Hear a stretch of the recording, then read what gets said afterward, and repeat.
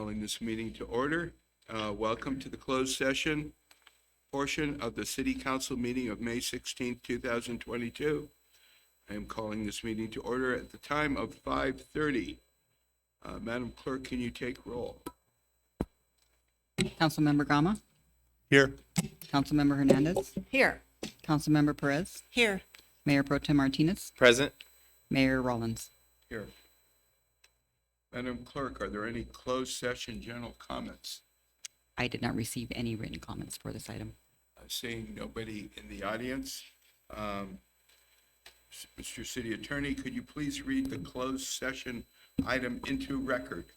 Absolutely, Mayor Rollins. There is one agenda item for a closed session tonight. It is conference with labor negotiators pursuant to Government Code Section 54957.6. The agency designated representatives are Mr. Brad Connors, the city manager, Charles Peretz, deputy city manager, myself, and Steve M. Berliner, special counsel. The employee association is the Service Employees International Union. Okay, do any councilmen have conflicts to disclose for the listed closed agenda item?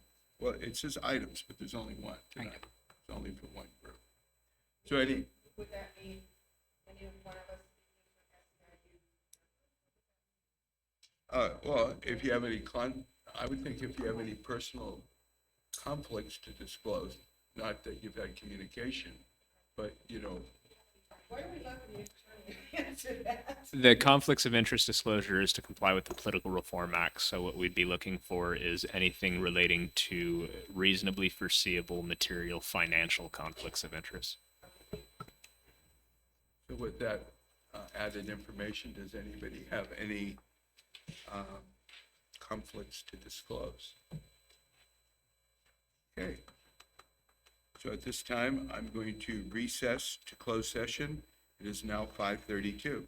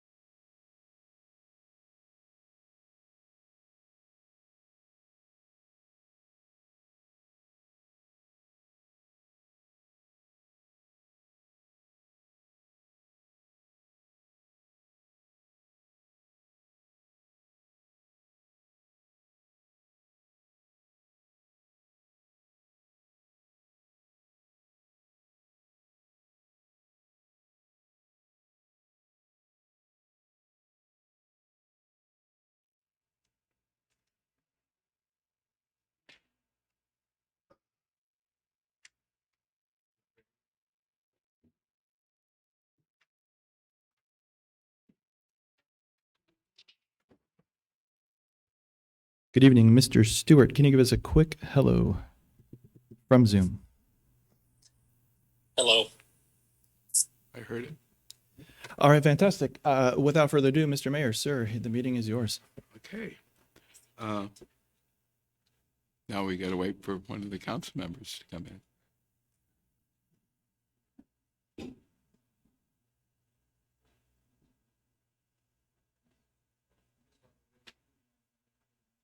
Sure. Good evening. For the folks on Zoom, if you could please remember to have your mics muted. You are actually live inside the council chambers right now, even though you can't see me. We can all clearly see you and hear you. So if you have your mic on, please make sure to mute it. And then when you're called for your public comment, go ahead and unmute and we will hear you loud and clear. We are going to start the meeting here in just a moment. Okay. Well,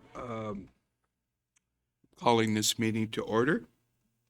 Welcome to the City Council. Our first, may we all stand and do the flag salute. I pledge allegiance to the flag of the United States of America and to the republic for which it stands, one nation, under God, indivisible, with liberty and justice for all.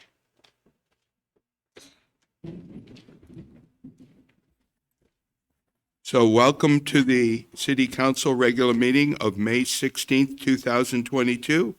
I am calling this meeting to order, and it is now 6:37 p.m. Madam Clerk, may we take roll call? Councilmember Gama, Here. Councilmember Hernandez, Here. Councilmember Perez, Here. Mayor Pro Tem Martinez, Present. Mayor Rollins. Here. Tonight's inspiration is by Councilmember Gama. Thank you.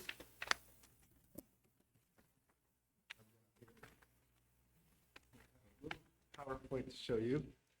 And, times are difficult. There's a war, difficult economic times, and we all look for inspiration in and around our community. And I'd like to have David Coswell and his wife come up and stand with me, if you could please now. And month of May is Mental Health Awareness Month. And I have a certificate of inspiration for David, my friend. Okay. And I've known David for a very long time. He frequents Anna Cappuccino and he frequently paints. And he provides all of us with paintings. And I'm not sure how this one came to being, but I have an idea. I think David heard me tell a story of a lady named Hutash, a Chumash woman, who her legend was a rainbow bridge from the island to the mainland. And David came to me and he presented me with this painting, and I thought, that's awesome. And so my inspiration tonight is to recognize David's artwork in our community, because it's everywhere in our community. It's in City Hall, it's in Anna Cappuccino, it's in the halls of Mar Vista, and I see some of the residents of Mar Vista here today. So it's going to take a little bit of time, maybe 5 seconds, and I have a whole bunch of David's work to show you, and I hope you all get inspired and leave tonight feeling happier that you're here in the city of Port Hueneme. This is a snowy plover. Again, I shared with, that's my favorite one right there. Very beautiful. And there's a theme here. We're a coastal city, and I think David captures it very well. Flowers are also big time in his repertoire of art. And, there's a first place ribbon from the county fair, and I think David's getting ready to enter another one, right? Have you decided which one yet? Yeah, I have You have an idea? I have like 4 or 5. All right, great. And David believes in the Lord Jesus, and he has a lot of religious paintings as well. And seagulls at the pier. I think that's Hueneme Pier, probably. You can see Anacapa Island behind, and another beautiful flower. And I don't know, vibrant colors, they really bring out the best of us in a day when we're stressful. And David has really maximized the use of vibrant colors, and I think he's becoming a well-established artist. Now, I know we all love these ones, right? the monarch butterflies, which we're all very familiar with and their importance to the region. Another one. I like this one too. Abstract, yes. Beautiful, no doubt. Vibrant colors. Another lighthouse. David is very enthralled about eagles. He talks about eagles all the time and he paints about eagles. And this is one of his favorite, I know, because he kind of told me. And here's some more. And then there's David's wife, Dahlia, team Dahlia and David, right? And then here's a portrait of them happy in marriage together. So I have this certificate of inspiration that I would like to read and present to you. And it says, despite your life challenges, you have been an extremely inspirational and positive person. You have inspired countless residents of our city through your artwork. Your work can best be described as full of hope, optimism, and beauty. Your use of vibrant colors is uplifting and represents the beauty of our coastal community. We hereby recognize you as an inspirational leader of our wonderful city and beyond. This is all said. Thank you. Thank you. Thank you very much. Thank you. And keep painting and keep making us all smile, okay? Thanks, that's right. Okay. Thank you, Dave. Thank you. So this is going to start off with a very positive night. We have a certificate of recognition now for Sharon Claris. Is Sharon Claris here? Pardon me? Oh, There's public comment. I jumped way ahead. May I have a motion and a second to approve the agenda? So moved. We didn't do the closed session report. Boy, I bumped ahead, way ahead. Okay, Mr. City Attorney, please provide the closed session report. Thank you, Mayor Rollins. There was no reportable action taken in closed session tonight. Okay. We will now hear for general public comments for items not on the agenda, including those written, received by our city clerk, and also comments by the members of the public who may be attending remotely. As a reminder, comments are limited to 3 minutes. Members of the public attending in person who want to address the City Council should fill out a speaker card located in the backside of the City Council chambers and provide a speaker card to the city clerk. We will first hear from members of the public that are attending in person. Madam Clerk, are there any speaker cards for members of the public?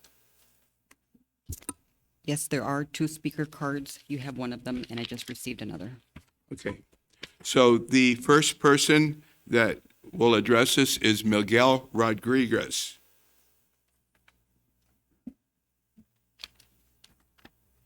Good evening, City Council and Mayor and everybody attending. First, I'd like to congratulate the artwork by this magnificent artist that was presented.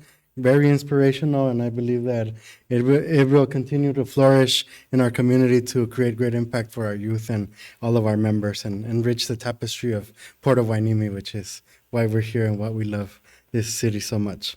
I'm here to represent the Oxnard Harbor District and to read a letter which was sent to Mr. Connors. And this is a letter that I have some copies of.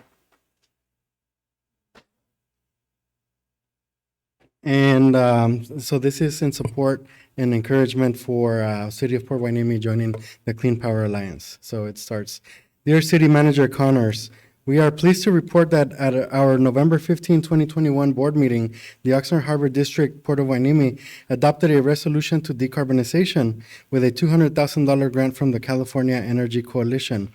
The Port of Hueneme is fully engaged in developing our blueprint to zero emissions in partnership with our community partners, 350 Ventura County Climate Hub, Coastal Keepers, Merito Foundation, Real Guppy Outdoors, and Zero Emission Advisors.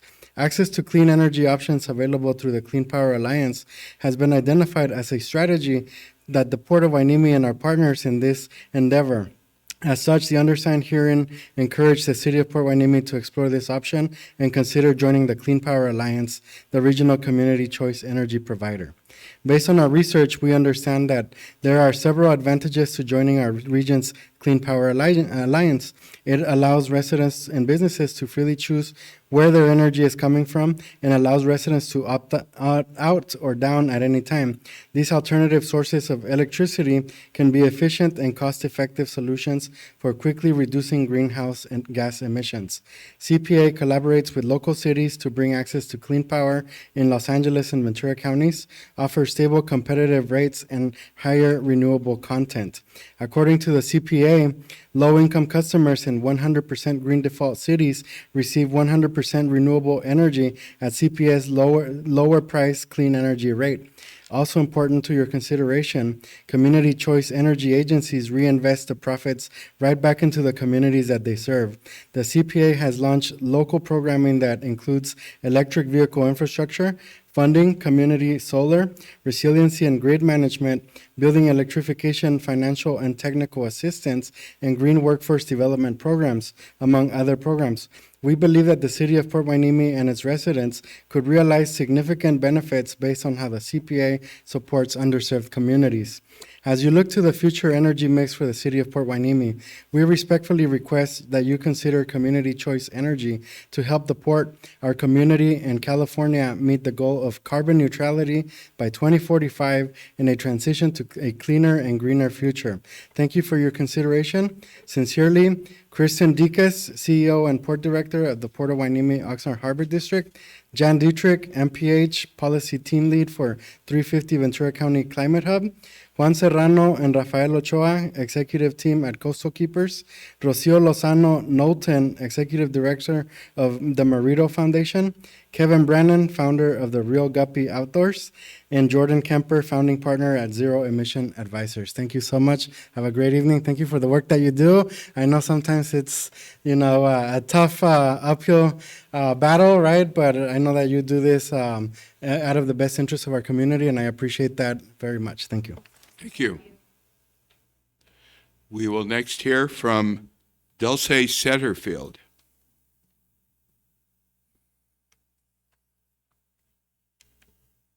Good evening, council members and mayor. I was inspired to actually come up here. I wasn't sure I was because I'm not really well prepared, but the opening image was very inspiring with all the colors of the rainbow and light, because my topic is about light. And today is the International Day of Light. You may not have heard of it, and yet UNESCO with the United Nations is the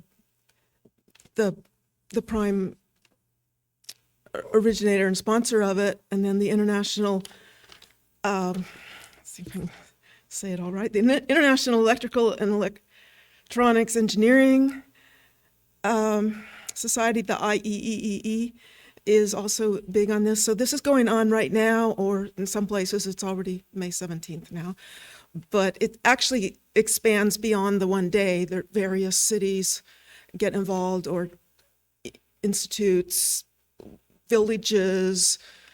There's national nodes, and then there's local expressions of what does light mean to us as humans, and not just science, but also art, cultural tradition. It can go in all different directions. So I think it is something that the city could embrace and maybe be a part of next year. Now there is, I know, the possibility that we end up with a new name next year and for the city, and it could be a way to have our name on the global map, because there is the website that brings everyone together that is doing things for the International Day of Light. I found this really inspiring a year ago when the pandemic was a much heavier issue in my life and many people's, and I explored on the web what was being done in all different countries, and not just big, powerful nations, but very small, more out-of-the-way places. I could name many, but I will give you the website. I put it in the comments, just the name of the website, because I think there's also fake websites. But you want to hit the right one that UNESCO is behind, so that's the www.lightday.org. And you can see there's just such creativity, and the city wouldn't have to do something on its own, or it may find there's a a prime champion within the city. It doesn't have to be a city-only kind of thing, but there could be allies. We all know we often have allies with the port, the district, the naval base, community college, elementary schools, different groups, even other coastal cities. I spoke with someone a year ago who's in a city that also has up by Pismo Beach with the lighthouse. We have a lighthouse, historic lighthouse. So there's many ways this could go, but if there's a commitment, then maybe May 16th, 2023, we can be part of International Day of Light. Well, thank you very much. Yes. Please check out the website. Okay, Madam Clerk, at this time, are there any members of the public that want to speak remotely? There is, for members of the public who are attending remotely and wish to speak on an item not on the agenda, please use the raise your hand feature now so that we may call on you. And our Okay, first one is Jan Dietrich. okay, Stan, I see your hand raised. You have, is it Stan? Jan. Thank Oh, you. Jan. Yeah, it's Jan Dietrich. I'm sorry, Jan. Okay. Jan, you have the floor. Thank you so much for this opportunity. Yeah, I'm with the 350 Ventura County Climate Hub. That was a signer on the port's letter that Miguel just read. I'm so proud to be here to help just share a little bit more about that. But the 350 chapter it's a global grassroots movement, really helping leaders like you to take actions that reduce our atmospheric carbon dioxide concentrations back to 350 parts per million.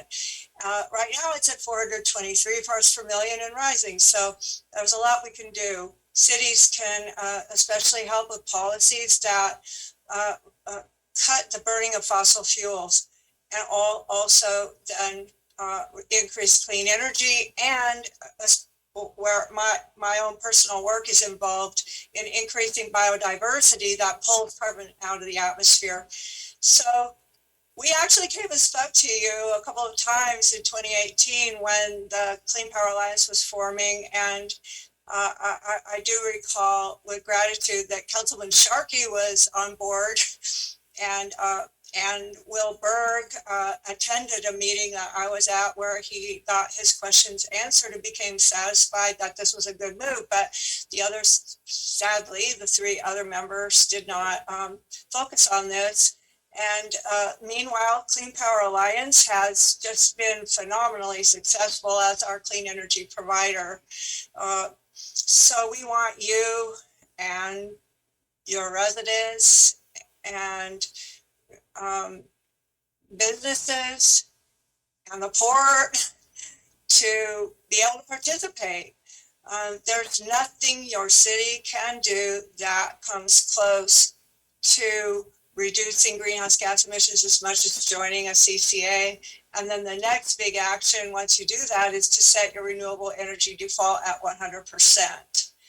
And I also want to, you can see my yes on A and B sign behind me and my button on my shirt. I would otherwise be out canvassing for yes on measures A and B. And I want to just share with you how important this is, that it's not actually going to reduce oil production in the county, but it will ensure that modern environmental review for new drilling on antiquated permits, of which there are 5,300 in the county, with no expiration date, will finally be subject to environmental review.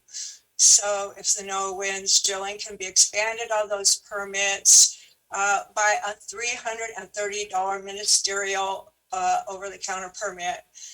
Other businesses have to do EIRs when there are potential risks. And this should be so for drilling new or deeper oil wells. Permits issued before 1970. So if you or anyone listening wants to learn more, you can go to bcsafe.org. Thank you. Thank you. Thank you for your presentation. I have a raised hand, but I don't have the name of the person. The next comment is from Alexis Rizzo. Alexis Regal? Rizzo. Rizzo. Alexis, you have the floor. Awesome. Good afternoon, Council. My name is Alexis Rizzo, Policy Associate, speaking on behalf of Community Environmental Council. We're a local environmental nonprofit whose mission is to build on the ground momentum to reverse the threat of the climate crisis. We work throughout Ventura, Santa Barbara, and San Luis Obispo counties, and we developed the Ventura County Electric Vehicle Blueprint with Ventura County Regional Energy Alliance, started the Electric Drive 805 Coalition to make EVs easier to adopt across the tri-counties. We also helped develop energy action plans for Ventura, Thousand Oaks, and Moore Park, and are working with the Port of Hueneme to electrify trucks, as well as the Ventura County Workforce Development Board on clean green jobs, amongst other projects. Today, I am here today to ask the council to consider in joining our regional Community Choice Clean Power Alliance. Community Choice Energy offers an electricity supply alternative to the utility monopoly of SoCal Edison, and it's an efficient and a cost-effective solution for quickly reducing greenhouse gas emissions and helps California meet our goal of carbon neutrality by 2045. Most importantly, it offers residents and businesses a choice to freely choose where their energy is coming from, and residents can opt out or down at any time. Our region's Community Choice Energy Provider Clean Power Alliance, or CPA, partners with local cities to bring access to clean power in LA and Ventura counties. More competition leads to better prices and services, and that's exactly what is occurring in our region with CPA. CPA also allows low-income customers in 100% green default cities to get 100% renewable energy at CPA's lower price clean energy rate. Another major difference with community choice energy agencies is that they reinvest profits right back into the communities that they serve. CPA has launched local programming that includes electric vehicle infrastructure funding, community solar, resiliency and grid management, among other programs, and we believe that the city of Port Hueneme can benefit immensely from these local programs. We respectively ask the city to consider joining the cities of Ojai, Ventura, Oxnard, Camarillo, Moore Park, Simi Valley, and County of Ventura in giving residents the choice to have an alternative to SoCal Edison. As CPA already provides more customers with 100% renewable energy than any other utility in the country, we also urge the city to join CPA at 100% renewable energy default, as most of the cities in Ventura County have done. It gives residents a choice, allows competition for better prices, and offers local programming that cities such as Port Hueneme need in the transition to a cleaner and greener future. We have also sent the city clerk for the meeting record a sign-on letter with various environmental organizations supporting the city to join Clean Power Alliance. Thank you. Thank you. Just a little note, I just recognized Alexis. Alexis was on my tennis team from Santa Clara from 4 or 5 years ago. So thank you it's great to see young people coming up and speaking and giving their thoughts on the way we should move for the future. No, thank you, Mayor. Yeah, it's great to see you as well. Yes. I ask her a question, Ms. Rizzo? I'm the chair of the Ventura County Regional Energy Alliance, and so we have heard about this program, but how would we go about learning more about this program and how we might implement that here in Port Hueneme? Who would we contact? Would that be you? Yeah, I can definitely send you contact for the strategic operations manager for Clean Power Alliance. And I'm not sure if the city of Port Hueneme has already been in contact with that person, but the next step would be Excuse me, to, we are in collaboration with CPA and this group as well. So we've had several meetings with them. Okay, great. Look forward to hearing more.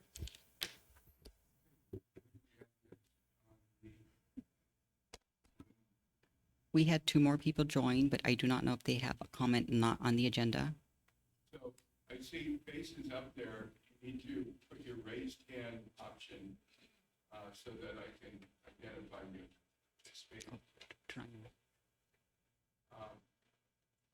That being said, I see a raised hand by the gentleman to the right.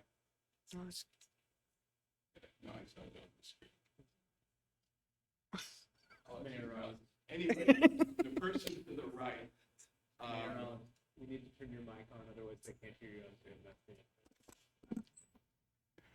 So the person to the right who has raised their hand, you have the agenda. I see it now. John White. Oh, I had a little trouble getting on and finding the time that the meeting was, but I just realized that I see another tennis player here, Augie, and I'm just wanting to ask about the courts. The 4 tennis courts that are left are in pretty bad shape. 2 of them are okay, just okay, but the 2 of them have cracks in them. And I usually rent on the Labor Day weekend for the better part of the last 10 years. I rent those courts for the whole weekend, and I bring in quite a few people. I live at the Hueneme Bay here in Port Hueneme, and I use the hotel for the Holiday Inn in Port Hueneme. And we have like maybe 30 people from the whole thing, and they use the local restaurants and stuff like that. But it's not good, and I couldn't play on it because the cracks were so bad. I rented courts down at OTC, that's the Oxnard Tennis Center. And I'm wondering that, I know that they've made all the pickleball courts and they look great, but the tennis courts, that it's not really that safe or playable on a couple of those courts. They've been a bad patch job.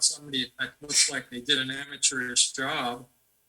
And what I would like is if there's any way between now and September, when I would rent the court for my tennis weekend, if we could just patch the courts just to get them playable and bring people in. I mean, these people are coming from my group, that they come from Vegas, from San Diego, and it's nice. For them, it's a nice thing to get away from the heat in Las Vegas. So they've been doing that, but the cracked courts like that, they're paying $200 plus a night for the rooms at the hotel, and they go to a court that looks like a dump. I mean, I think just a little patch job would do a great job. That's my request. Thank you. And that's it. So we have the other person on the right, Augie Castaneda. You're up. I just want to echo. Mr. Castaneda, we can't hear you.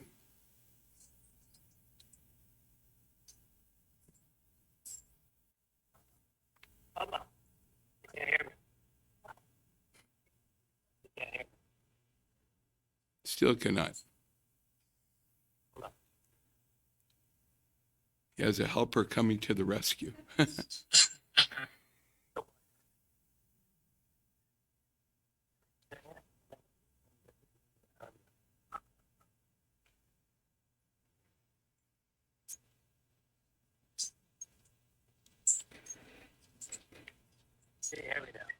No.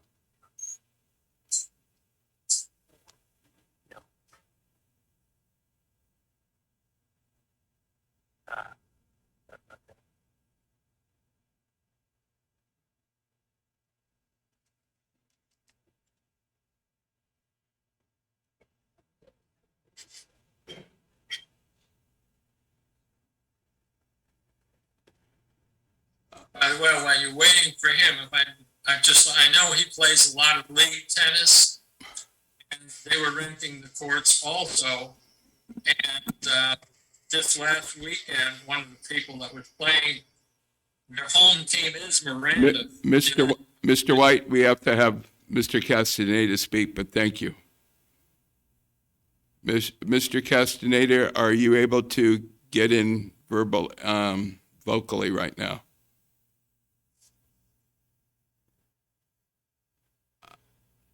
We'll have to give you maybe a few more seconds, and then we may have to move on.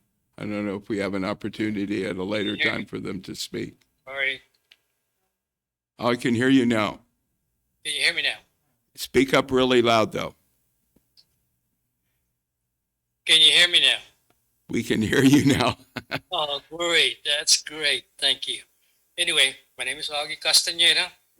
And first thing first, I want to thank the staff for keeping the Miranda Park so safe and clean. And I'm one of those tennis players that loves to get in there early in the morning and clean the courts. But the staff is always there to open up the courts for me. But anyway, I do lead up to 20 players on Thursdays and Saturdays. So we play there every Thursday morning and Saturday morning. And the courts are fairly in good shape, but there's certain spot like, I want to echo what John said, there's cracks here and there. And sometimes they're playable, but when you have a beginner tennis is playing out there, it is very dangerous because they don't know how to get around the courts. So that's one thing in the city that staff have to look at. But anyway, I want to make it clear that, since there is capital improvement funds that's available to the city, that we should look into repairing some of the cracks that's in the courts, so to make it more safer for tennis players to play.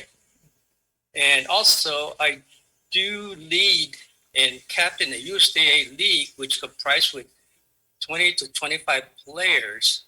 So we do use the courts quite often.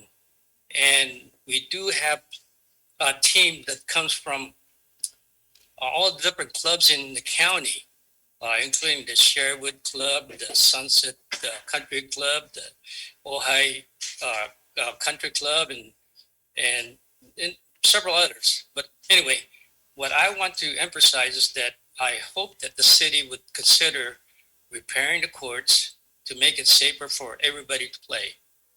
Thank you. Thank you very much. I see a full screen. Are there any other Zoom? No other Zoom There are no other requests? Zoom- No. Okay.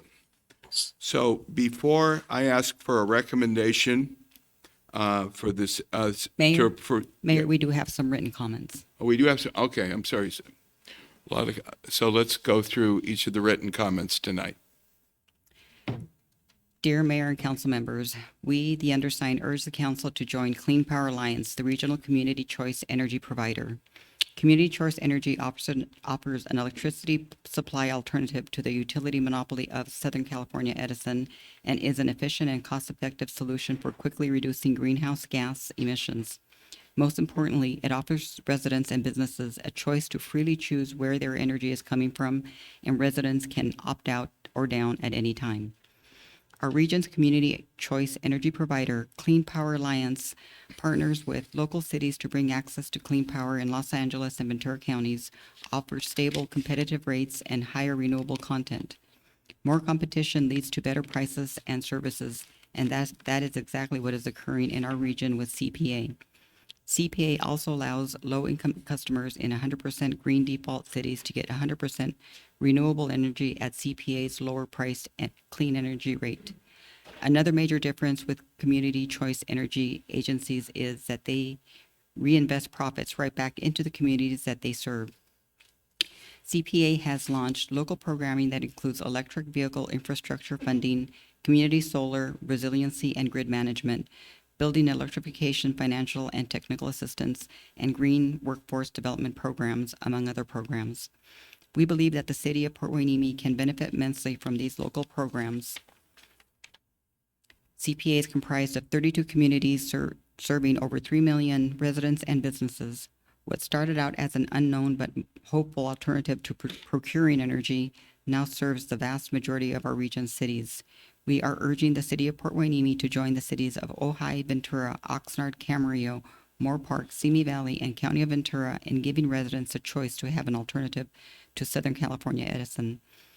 As CPA already provides more customers with 100% renewable energy than any other utility in the country, we also urge the city to join CPA at 100% renewable energy default, as most of the cities in Ventura County have done.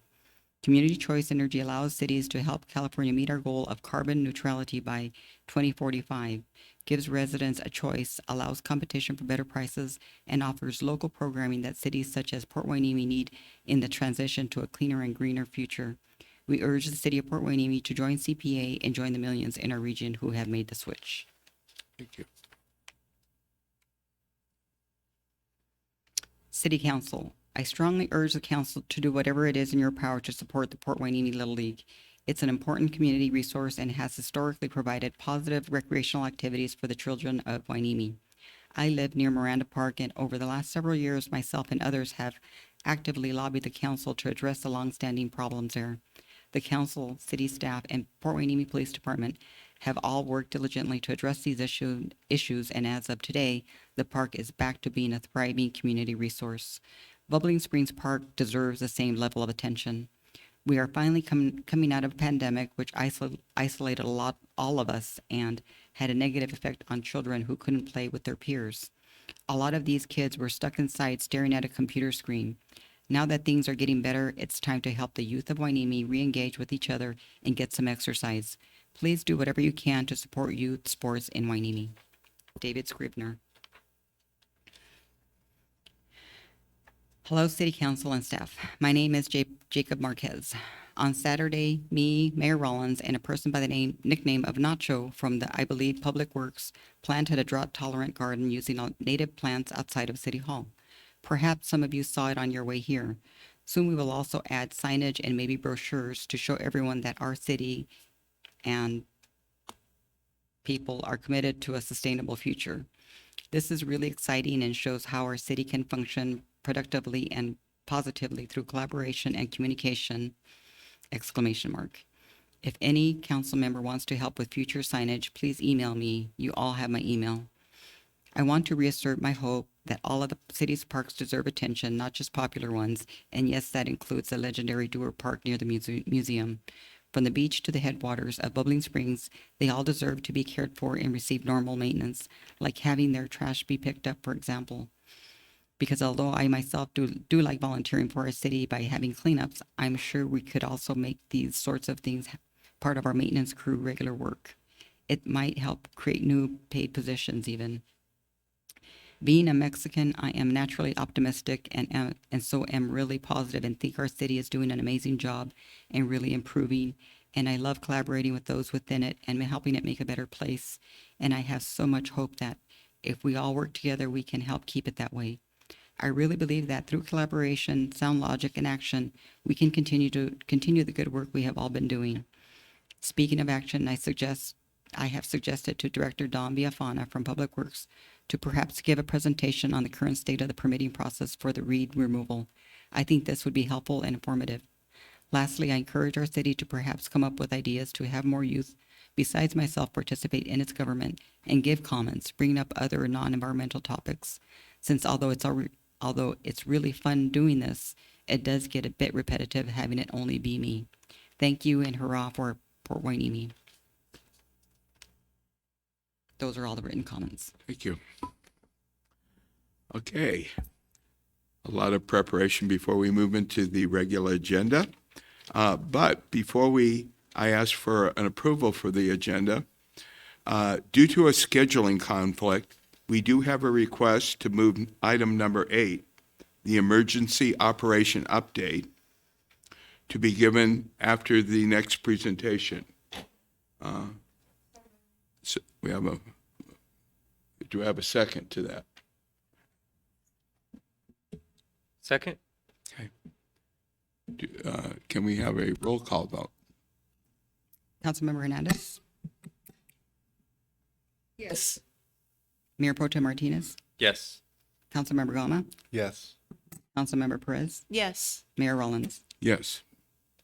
But before we move that up, we have a certificate of recognition. I'd like to call Sharon Claris up at this point in time.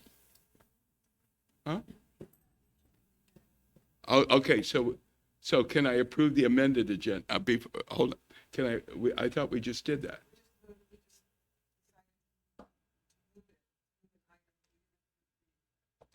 Okay, so now can we move to improve the entire agenda as amended just momentarily? Seconded. Okay, so can we have a vote to approve the amended agenda now?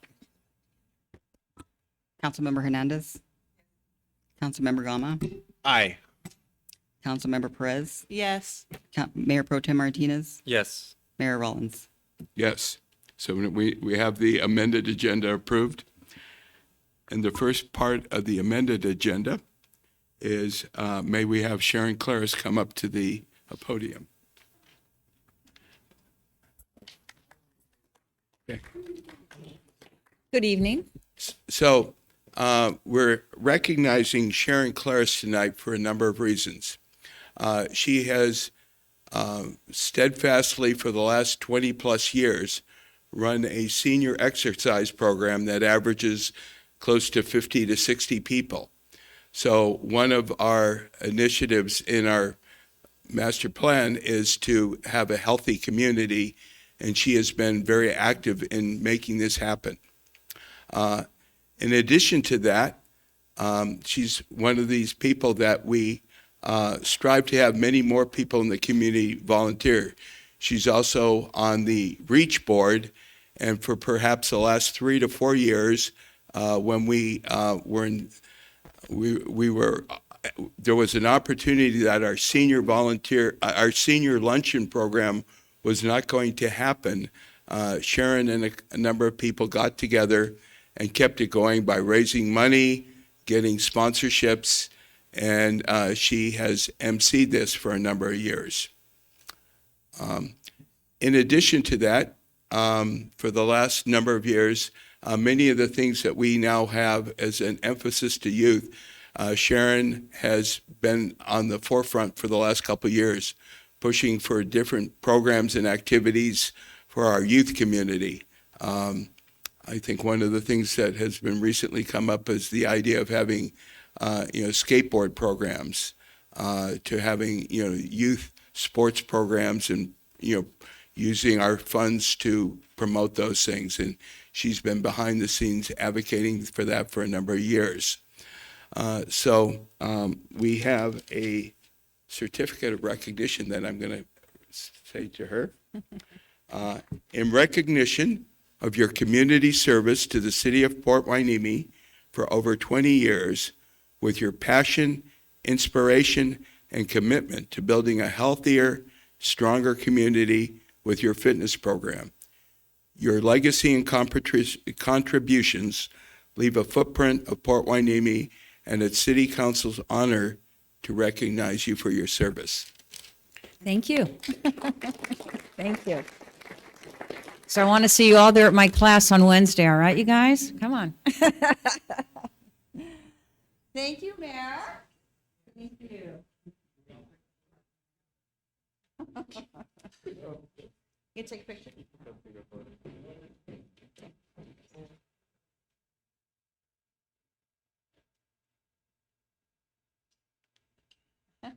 Thank you. Thank you.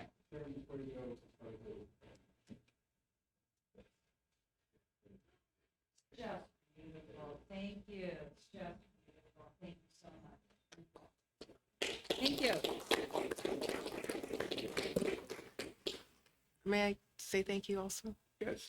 Yeah, I just wanted to say thank you, Sharon, for all the good work you've done in our community for so long. You're an icon here, and I love having, I've been to a few of your classes, but my schedule doesn't allow me to attend regularly. But I also appreciate what you've done with Ocean View Pavilion. Thank you so much for being here and being a great member of our community. Actually, there was one other thing that I did mention.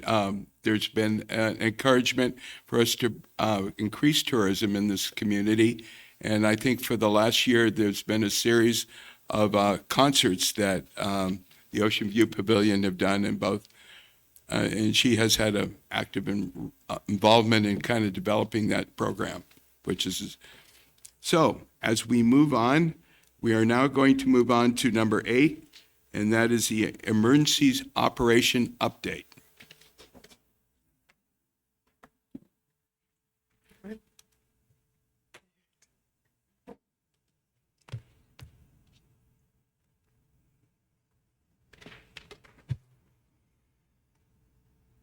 Well, good evening, Mayor Pro Tem, City Council, and staff. Number one, thank you for allowing us to go forward tonight with our presentation a little bit ahead of schedule. Greatly appreciated. To my right, I have two very important people to introduce to you before we give the presentation. Sitting directly to the right of me, this is Wendy Milligan. She is the owner of Terra Firma Enterprise, which is a company that offers a full range of emergency management services who we contracted with to get our EOP updated. So an absolutely wonderful person to work with and got us really where we need to be. So we thank her for her effort there. And sitting directly next to her, we have Sergeant Eric Starna, who has been a law enforcement officer for over 20 years, who prior to my arrival here at the city was our emergency operations manager. And so be noted, if we are in a situation where it is a big enough emergency, he would likely take that position, as I would then move over to the PIO position, in which I hold a dual role here. So in case you didn't know that, I am both the emergency preparedness manager and the communications manager here at the city. So we have a lot going on. Without further ado, please recognize that the emergency operations plan last updated was 2013. It's been a long time coming. This has been a project over the last at least year that it took all members of our organization. The heads of each department and or its directors have a very important role to play in this, and in our response to how we deal with not only just emergencies, but a whole variety of different things that may happen here in our city. So without further ado, I would like to turn this now over to Wendy. All right, good evening. Kind of at the finish line with this emergency operations plan, and having worked with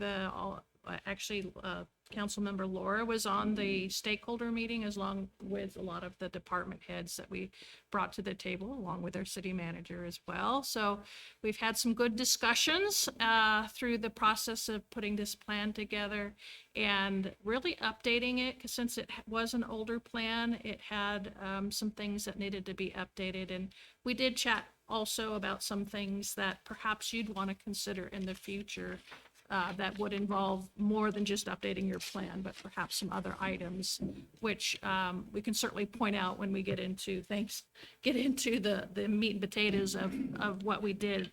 So really, before I even get into the details of it, is what the purpose of the emergency operations plan is, because oftentimes, especially when we are talking to the community, they think that it goes into the fine details of, oh, if I have a fire and it's going to identify where a shelter is for me specifically, if I live in such and such location. It's not. It's a guideline. It's basically a template for us at the city level to be looking at the big picture. Who's responsible for what? Who with the roles and responsibilities should any eventuality, earthquake, flood, fire, electrical outage, whatever it may be. What does our response team look like? So we're looking at the structure and processes within the city, which change from your day-to-day structure. When we enter into an emergency situation, we have a different structure in place. And so it addresses that. It looks at within your city, who is responsible for what? There are some obvious things, like obviously law enforcement is going to be responsible for a lot of the law enforcement issues, evacuation, alert and warning. But then you look at other things further down in our organization and looking at planning. Well, what's their role going to be? So the plan will identify every single department and what their role is when we are activated in emergency response mode. Looking at the lines of authority and the organizational relationship. So when we are in emergency response mode, we really need to follow a chain of command, and law enforcement is very good at doing that. Fire department is very good at doing that, but we are not as practiced. The lay people are not as practiced in using the lines of authority and organizational relationships that really are outlined in this plan. So it's giving us the guidelines of who's in charge, who reports to whom, who we need to speak to outside the city of Port Hueneme. If something major happens, we have an event that occurs, what are the cities that we should be talking to, the county that we talk to, the state and the federal government, and the levels of all the different organizations involved and who we talk to. Then ultimately it looks at people, equipment, facilities, supplies, and resources. all the stuff that we need to respond to a disaster, how we do that, where they are, who has really the keys for the resources that we're going to need. You have, look at generators. So within your own city, you have various departments that have generators. So we need to know who has those generators in an emergency, if indeed we need to tap on to, we need 2 generators, so that we know, Public Works has one, or Parks and Rec has one. So we'll have an idea of where all of those resources are. So the EOP in itself, Emergency Operations Plan, is that big guidebook for us. We would get into more details as far as the structure, and I'm not going to bore you. I could go through every single page of this plan and take up the entire meeting, but I won't do that. I'm just going to point out the structure that the plan is built around. So this is what we call the Incident Command System, or the Standardized Emergency Management System Emergency Organization Chart. And it is different for each jurisdiction as far as some of the nuances, specifically under operations. It may be a little different, and you may have some different units underneath there. This is what we've put together for your city, and we've actually streamlined it compared to the other organization that was in place from the earlier version of your plan, trying to streamline things, trying to see what is the best organizational structure for you, the size of your city. So this is what we've come up with, and for the most part, those arrows that I've got on the chart there are identifying things that have changed a little bit. So starting at the top, there's a multi-agency coordination group, and the only reason I'm adding that is really from your old plan, we called it the policy group. And so it's not too much different. The multi-agency coordination group, we're just using that language to be complying. I shouldn't say complying, but we are reflecting what is in the Standardized Emergency Management System and in the National Incident Management System, and they call it the Multi-Agency Coordination Group. But it can also mean if you have something major going on, the pandemic is a very good example where you have all levels of government involved in this response, and you need to get a group of people together outside of your normal EOC structure, which is all city staff. We need to pull together a specialized group that focuses on perhaps how we respond countywide to the pandemic. And you guys may have been participating in a countywide pandemic group as you kind of addressed your pandemic issues here within your city. So that's a very good example of, we created a multi-agency coordination group. So it's much more than just that policy level and your city council members as a policy group. The other, we combined, you used to have a safety officer and a security officer, but for sake of trying to streamline things, we've put those both together, and it's now one position.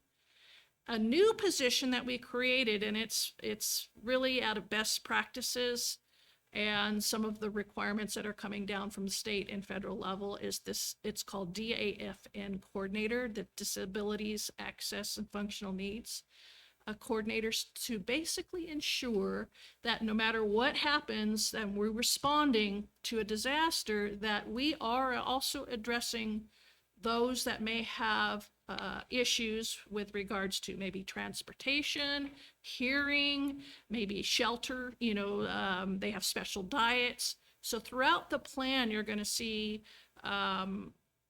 tasks associated with making sure that we're reaching out, alert and warning, reaching out to those that may speak a different language, have hard of hearing, maybe there's sign language issues that we need to address as well. So at the city level, if we've got something major going on, we should be activating a position, and there'll be somebody within the management group. So those boxes in the gray is considered what we'd call management. So there will be somebody that would be the hub for all of those types of issues dealing with special needs.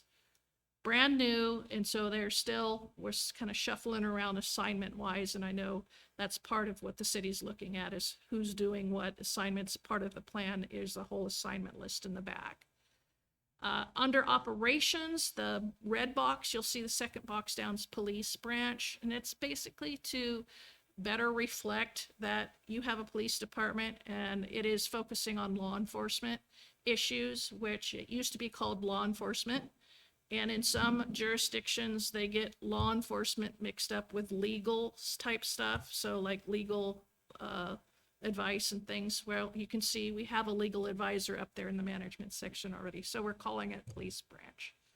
And then we streamlined the situation status unit. Used to have a damage assessment unit under plans. And there's been some confusion in working with some other jurisdictions where they thought damage assessment was going out in the field and inspecting buildings. And that's not the case at all. It's gathering information about the damages for your city. So we have incorporated those tasks under the situation status unit, which is basically their job, is to paint the big picture of what the heck's going on. So I don't expect you to be, understanding all the nuances of this, but just realize that there's been some thought in trying to streamline your organization a little bit. I know you've had a chance to look at the plan. The next step of this plan, I definitely would recommend doing some training down the road, because there's a lot of stuff that goes into this plan, a lot of interrelations, communications back and forth, and it would be smart to follow up with having some training as using the plan as a foundation. So what's different in your plan? So there's been, page by page, it's been gone through and updated. Every single page has been updated, but I just wanted to point out some of the major ones. From your past plan, things are color coded now. So if you're like the public information officer, like Scott was just referring to, he knows that his checklists are going to be part of the management section, and they're gray. They're identified in the plan as gray. Operations is red, planning is blue, logistics yellow, and finance is green. And it's pretty much a standard color array that we're using that complements what the county is using as well. That's to help you kind of find your way through the plan when you're looking for particular material. On the right-hand side, the checklists themselves, so I'll use Scott's example again, if he's the public information officer, your previous plan just had a whole listing, these are your tasks. Now the checklists have little subcategories, so it's easier to find what you need quicker. So if he's just looking for, I need to know what my role is going to be for when we do action planning. We have an action planning meeting. So he can just go to that section and say, okay, well, the PIO, this is what I'm responsible for. So hopefully to help you navigate a lot quicker and get the material you need quicker as well. This is, I know I don't expect you to be able to see the fine details of this, but this is just an example of the subcategories and the color coding at the top. So what's new? We've added some press releases so that you can get started right away. If you've got something that happened, earthquake, flood, fire, whatever, your PIO with Scott, you can grab one of these sample press releases, just fill in a couple of blanks, and you've got the initial press release ready to go. So it's kind of gets you on the ground running right away. We also have a pretty robust section for disabled access functional needs and guidance. So if you're talking about anything having to do with transportation, there's all these listings of information about, consider the following. Sheltering, consider the following. Alert and warning, consider the following. And it's all identified by these functions. So it's really helpful. It'll help that person who is going to fulfill the role of the disabled access functional need coordinator. Then we have updated processes. There's graphics in there, the updated graphic, which we call a planning P. When initial something happens, you've activated your emergency operations center, we have an initial meeting, a planning meeting. And so this planning P brings you through this cycle of working in an EOC, and so that everyone is on the same time frame at the same timeline. So you're all moving forward at the same time. In fact, I think one of the best examples of that is Laura and I actually went to Santa Barbara for one of the fires up there, and their EOC was operating kind of at different time frames, and she had suggested, let's just put the planning P on the wall and fill in times. So by 1 o'clock, we all should have objectives done. By 3 o'clock, we should all be doing this. And it took them about an hour of kind of readjusting, but they kind of got on board, and then they started moving together in the forward fashion together. So I think it was really helpful. So you've got that graphic in there. You could blow it up. A lot of these things you could actually put in your emergency operations center as a kind of poster size to help be a reminder for folks. You have standing objectives. So you get started in your emergency operations center and you're like, well, what do we do? Well, you've got a listing of doesn't matter what happens, but management is going to do this, X, Y, Z. Planning is going to do this. So you don't have to wait to get direction from the EOC director before you can start working on rectifying the situation within your city. There's financial reimbursement, new information in there for that. And then the county has a system called DLAN, how to connect to DLAN, what information's available through DLAN. And DLAN is basically just a website where you can access countywide information, road closures, shelter locations, things like that. So helpful information. And then finally, there's new forms in there that should help you document what's going on, because as you know, with reimbursement issues, it's all about documentation. So we've looked at a lot of these forms and updated them to make them a little more user-friendly as well. And that's basically, I know that's like really fast, but I know you've had a chance to look at the EOP for a few weeks now, and I'm happy to answer any questions. But we're just looking forward to getting this thing updated and finalized and approved by you, and have a brand new plan. Then you can start basing your training and exercises on. Any questions? Thank you very much. Do we have some questions from the council? Yeah. Councilman Hernandez. Thank you, team, for the good work on the EOP. It's nice to know that we can go to sleep at night, and if anything happens, there's a plan in place, and hopefully you'll eventually get around to doing the training so staff better understands their roles and responsibilities. But it's really comforting to know that we have an updated plan with all the best practices included in there.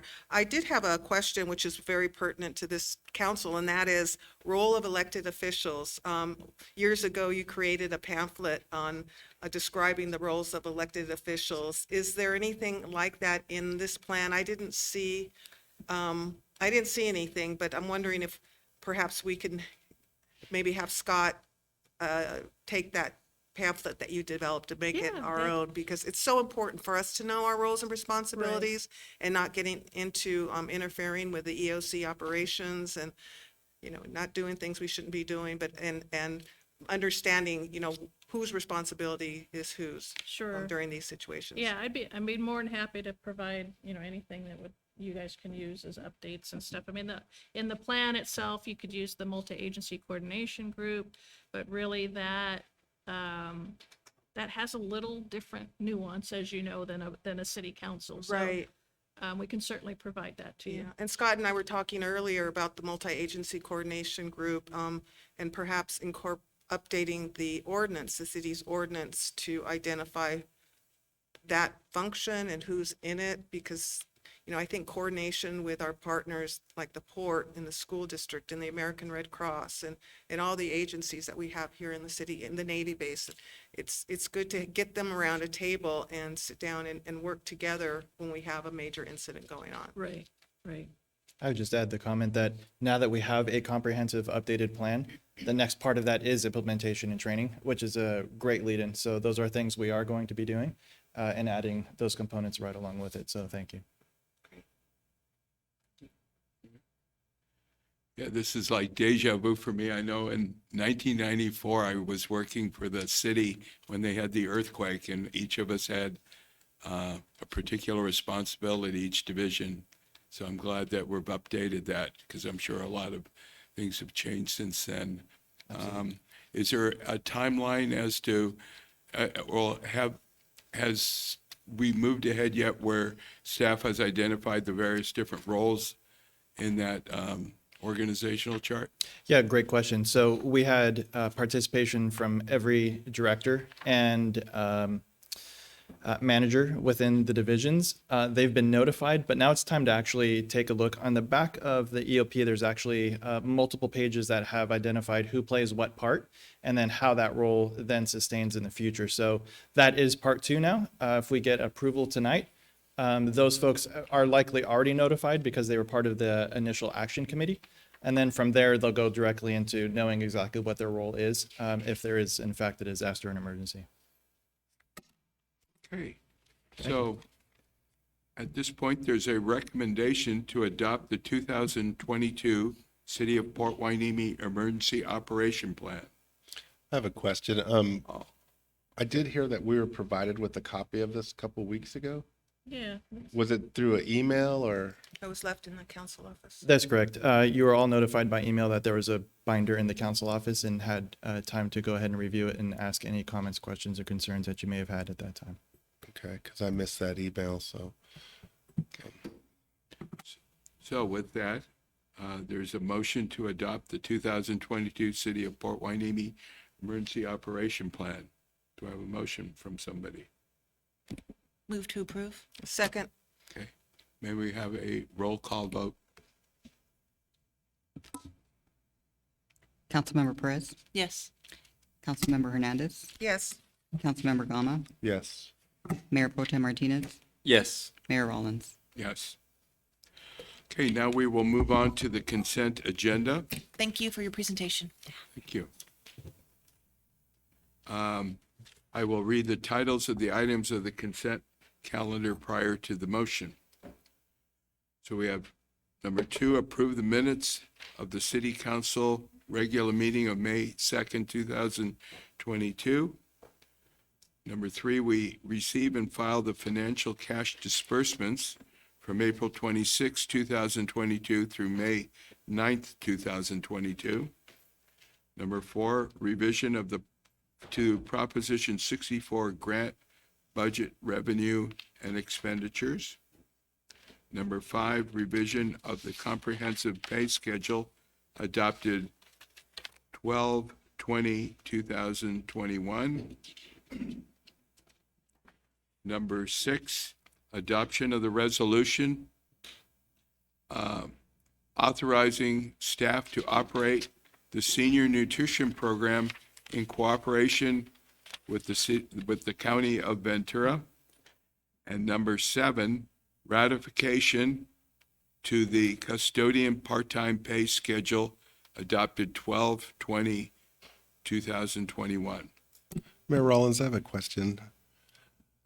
I don't think we need to hold up a vote, but I just would like ask city attorney to, I'm trying to come to grips with when we approve the disbursement item on consent agenda, what exactly are we approving? And are we approving all the disbursements in the city, or what exactly when we affirm that, are we doing? Because I just want to make sure I understand our role. Thank you, Councilmember Gama. The disbursement record is really payments that are made within a certain time period. And so council has the opportunity to review those disbursements, identify any discrepancies that they seem as inappropriate, and then allow us to approve those disbursements as part of the financial record moving forward. So the disbursements have already been made, and Yes. so we're just approving them having been made? Yes, sir. You're just validating that Okay, they so conform to the budget and are within your expectation of financial Right, so are we performance. validating them as being true, accurate, and not without, you understand where I'm going? It's not a validation, it's a receive and file. It's simply, there's no look for approval. It's we're telling you this is what we spent, and so you know. Okay, so then in these records, are they all the payments that the city has made in that time period, or is it selective? No, it's every payment that is Every made. payment? Every payment that is made by the city. Okay, thank you. I'd like to move to approve the consent agenda. Second.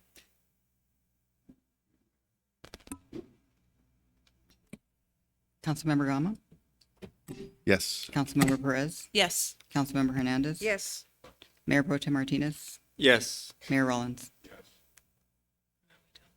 We will now move to number 9 on the agenda. Calling for giving notice and requesting consolidation of the general municipal election November 8, 2022, for the election of certain officers and the adoption of the various resolutions. Good evening, Mayor, council members, fellow staff, and members of the public. Thank you, Curtis. So we have a brief PowerPoint presentation to review the action that is being requested of council to be in conformance with the requirements to hold a municipal election this November. So an overview of the process, our nomination period for anyone wishing to participate as a candidate in the upcoming November 8th, 2022 election begins July 18th and concludes August 12th. Should all of the incumbents choose not to run for re-election, that period would be extended to August 17th. That's the time at which individuals interested in running for office would make an appointment with the city clerk, pull the papers, be provided with instruction, and understand the process that needs to be followed. As a reminder to all, this year we have 3 seats that are up for election, and each of those would serve 4-year terms. Qualifications: must be 18 years of age or older, must be a resident of Port Hueneme. There is a requirement that all required nomination paperwork be completed and subsequently verified by the Ventura County Elections Division.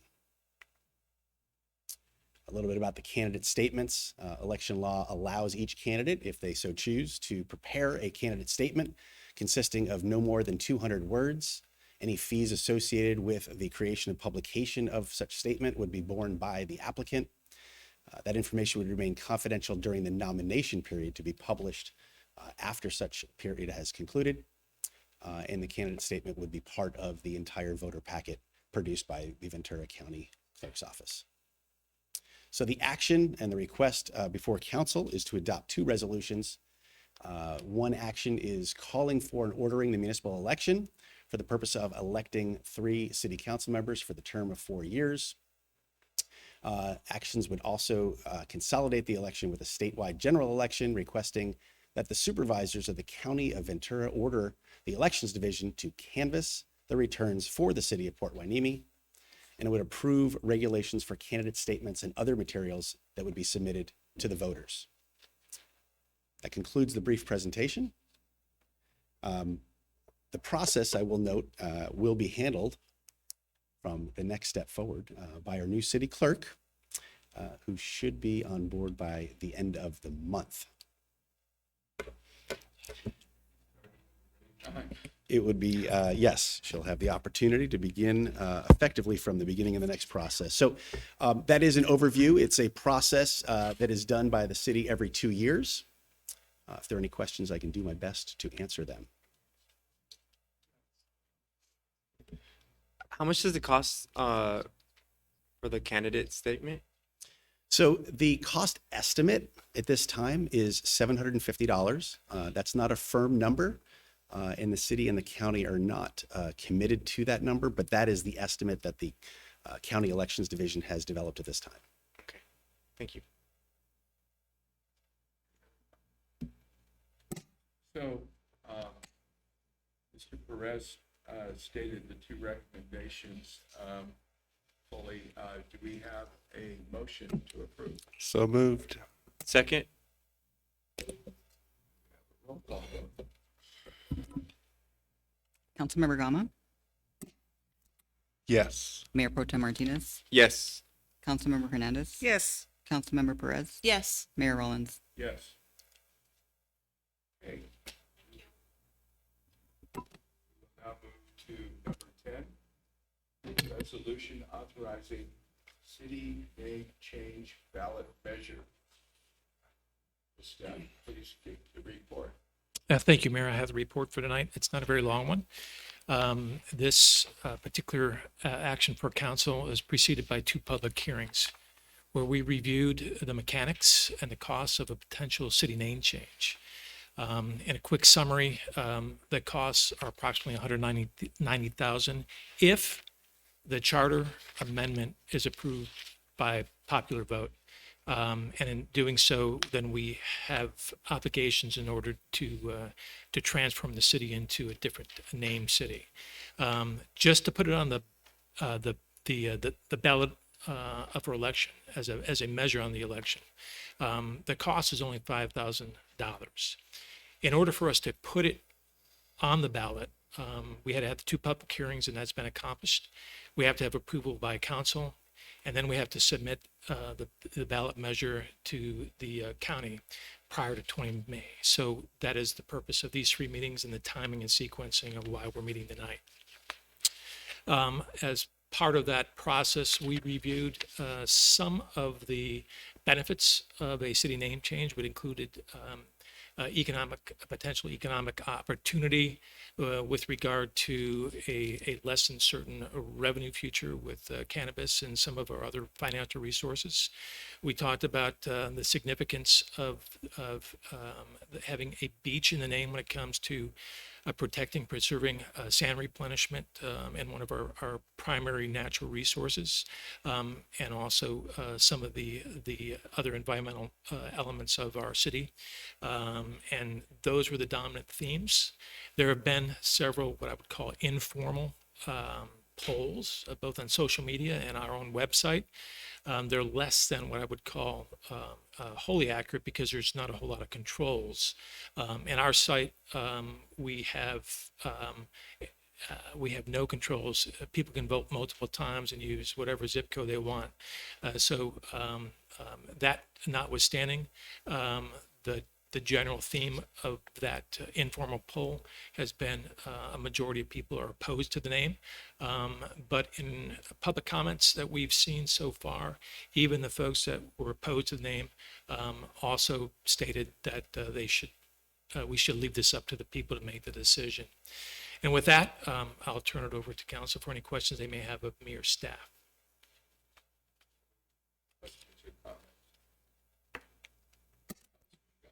I was just wondering, when do public comments get entered?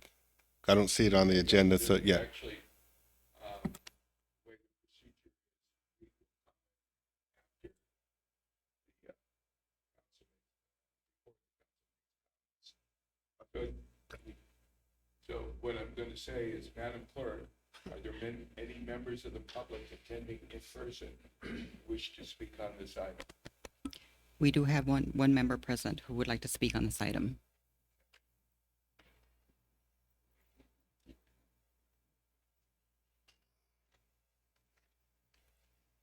We have Mr. Casaba. Thank you and good evening, Mayor and City Council, and thank you for allowing me to speak tonight. And to stay in my 3 minutes, I wrote this down so that I could be concise. Hello, my name is Mike Casaba. I'm a real estate developer and an investor in high-tech companies.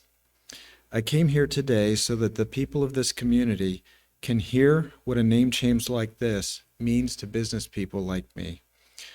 I've been doing business in Ventura County for over 20 years now, and I've always thought that Hueneme was a hidden gem.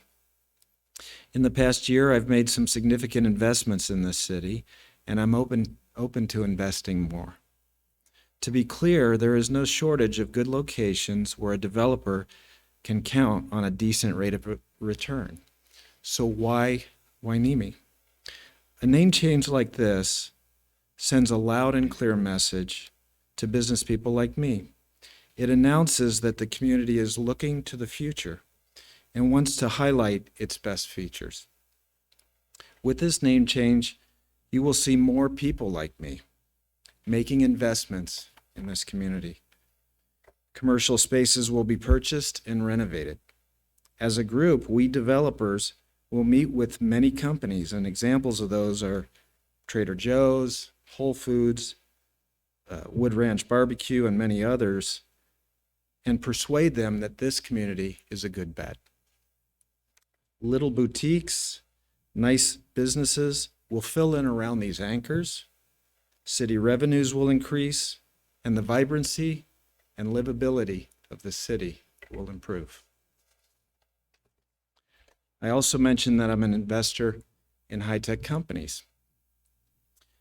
And I can tell you that attracting competent employees to these companies is difficult. They're in high demand and they have many choices. So why would these employees choose one employer over another? Location is a big factor, and the name of the city matters when you're trying to attract these people. I happen to be a major investor in an artificial intelligence company that is seeking to open its headquarters somewhere in North LA County or South Ventura County. I've had internal conversations with the leaders of the company and have confirmed that if this city changes its name to Hueneme Beach, the company will put its headquarters here. And I can assure you there'll be other companies like that. This is a great community. I know there are many people here whose parents purchased their home back in the 50s, and they grew up here. And I understand that some of these people might be resistant to some change. This is why I thought it was important to speak today to make sure everyone hears what this potential change could mean for this beautiful community. Thank you. We have any Zoom? We do not have anyone on Zoom who wishes to speak on this item. We have any written? We do have written comments.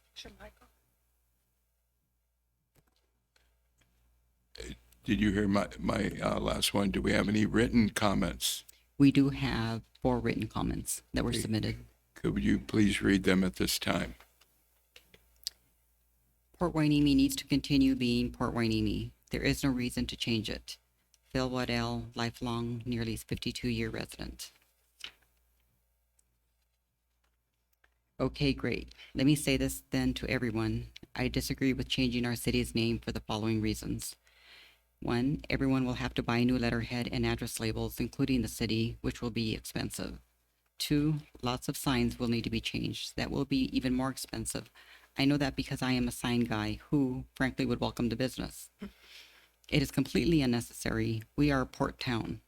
Number 4, it has the potential to cause a lot of confusion to people who do not live here. 5, we have better things to spend taxpayers' money on. 6, after asking why the name change is necessary, the council will not tell me. I find that very fishy indeed. 7, it is a giant waste of all of our time and money. Thank you for listening to my opinion on this matter. My other fear is that Port Hueneme knows exactly who they will be awarding the printing, signage, and other lucrative contracts to, and are being pressured to do so by those companies who stand to make a lot of money off of this totally unnecessary name change at our taxpayers' expense. This is only a theory, but it does explain a whole lot. Who really benefits from this name change? And are we really going to just let this happen? So, good citizens of Port Hueneme, please get out and vote no on changing our great city's name. Thank you, Roger Linus. Dear Council, my name is Stephen Placiel, and I live at 200 Pelican Point Court, Hueneme Beach, California, 93041. Parentheses, has a great ring to it, end parentheses. I urge you to vote yes to place the name change on the November ballot. I am 100% in favor of this idea. The Port of Hueneme has done an incredible job in rebranding itself as the leader in green ports. Their billboards are strategically placed throughout the Ventura County. They have television ads as well. The city of Hueneme Beach would allow our city to establish its own branding, which should separate itself from the port. Our city is such a unique place that should not at all be confused with the amazing port of Hueneme. Yes, we love our small town appeal, and those of us who support the name change are not seeking to turn our city into the next Venice Beach. I just would like to see our city and our beach to be sustainable well into the future. The city and the port of Hueneme are extraordinarily dependent on each other and are two distinctly different public agencies. Their names should be distinguishable to any person or entity who comes upon them. The Port of Long Beach is distinguishable from the City of Long Beach. It's the Hueneme Beach Festival, not the Port Hueneme Beach Festival. Let's be able to celebrate independently while keeping true to our dependence on each other. Thank you for your time, Stephen Palacio. City Council, the proposal to rename Port Hueneme to Hueneme Beach has generated a lot of interest in the community. As far as I'm concerned, they are both fine names. Some people like the idea and others find it objectionable. I have no idea what most people living here think about this issue, but there is a way to find out. I would like to see the council place the name change on the November 2022 ballot. Let the people vote. Some of the people opposed to the name change have asked the council to not allow the population to vote on the issue. Apparently, they have a concern that the voters will endorse the name change. We live in a democracy. The last thing the council needs to do is disenfranchising people by not letting them vote. I personally like the name change, but I won't lose any sleep if the community votes to reject it. David Scribner. Those are all the comments. Okay. At this point, we will take some council comments. I have Do a we couple have- of questions for staff. Yes, Councilperson Hernandez. Thank you. Mr. City Manager, how much have we expended in staff costs so far to bring this issue this far, to this point? Do you have any idea how much we've spent? Most of the effort was done through Steve Kinney, who works with us on contract. I would say that the hours have not been all that significant. And maybe Mr. Kinney can answer, but and in terms of staff time, other than that, city attorney rewriting the draft charter, reviewing the technical, and city clerk examining the requirements for submitting a ballot measure, all somewhat kind of part of normal routine. Do we know how much we will be expending should this measure get approved today? Should this item get approved? Yeah, if I'm not talking about the 200,000 that, I'm talking about staff time. Have we calculated that or projected that in any way? Staff time will be focused mainly in the migration of the relationship components of reporting agencies and getting within that system. I don't have a firm idea on what exactly that time requirement is, but it probably will not be that substantial. In terms of replacing, excuse me? Oh, okay. Staff Yeah. costs? Okay, great. I apologize. Oh, no, that's okay. What did he say? It's included in the 190,000 cost estimate with staff time. So I'd be able to find it there then. I don't remember seeing it, but I don't, and it's not in this particular report, is it? No. Okay, and the other question I had relates to the statement under background analysis. It's the second sentence. Besides the opinions presented both in support of and against the name change itself, there was broad support for the process of putting the issue on the November ballot, and let the resident voters of Port Hueneme make the final decision.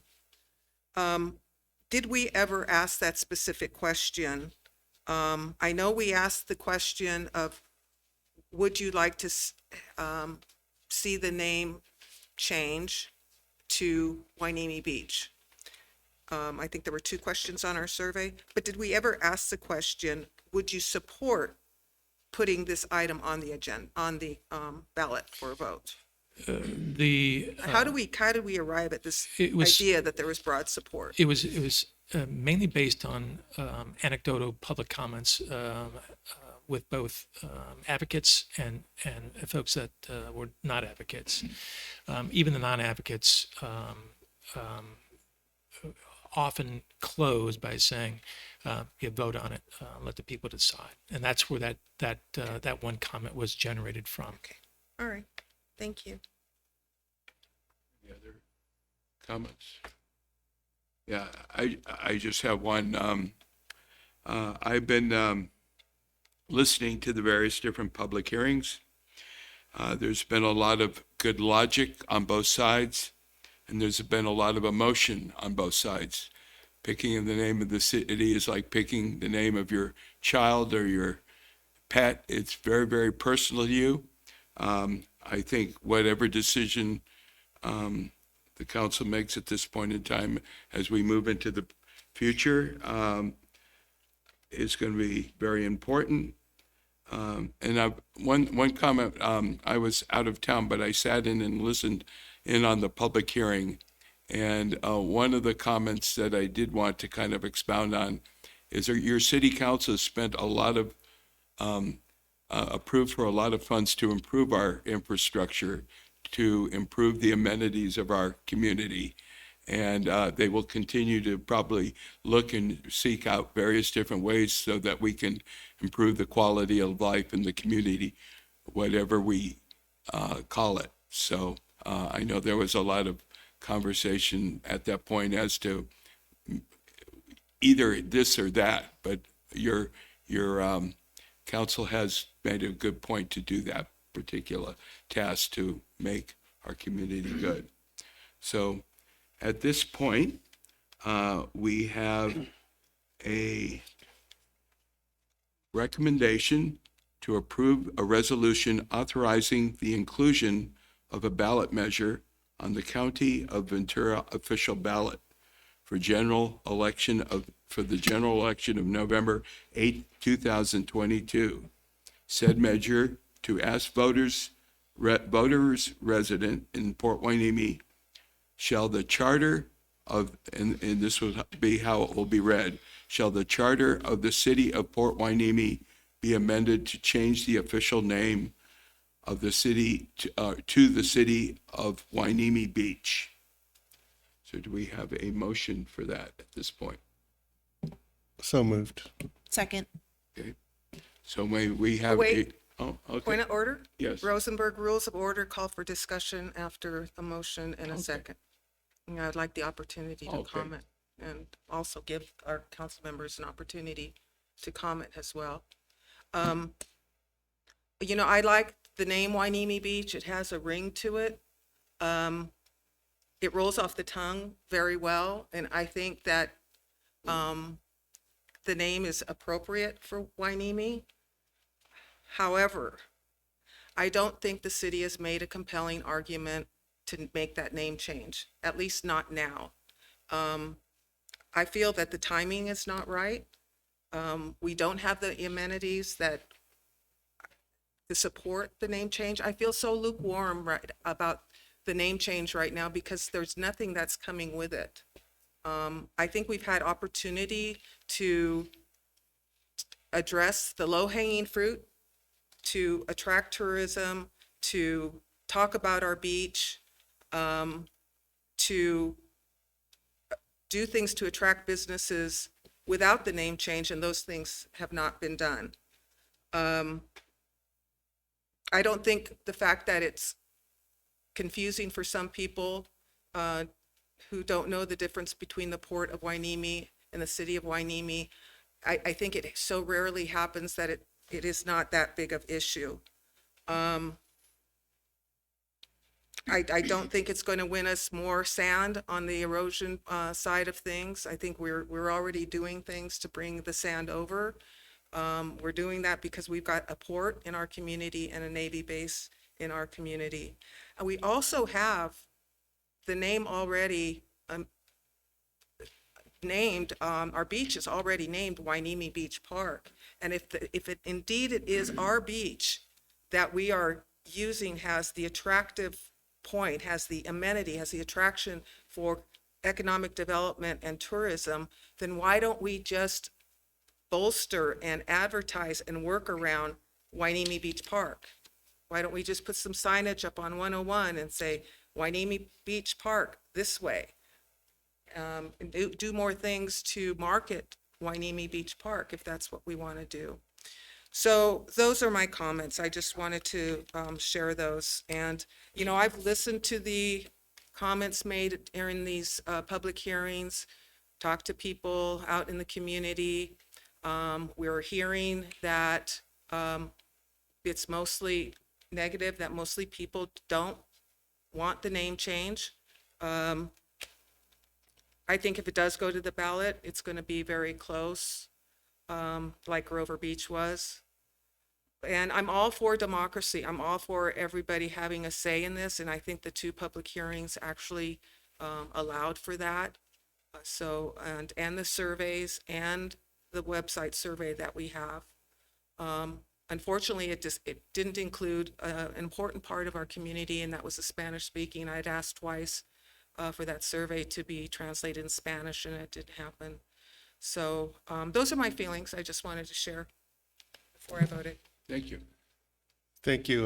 Councilman Gama. Yeah, I appreciate your eloquent reasons, but I disagree with most of them.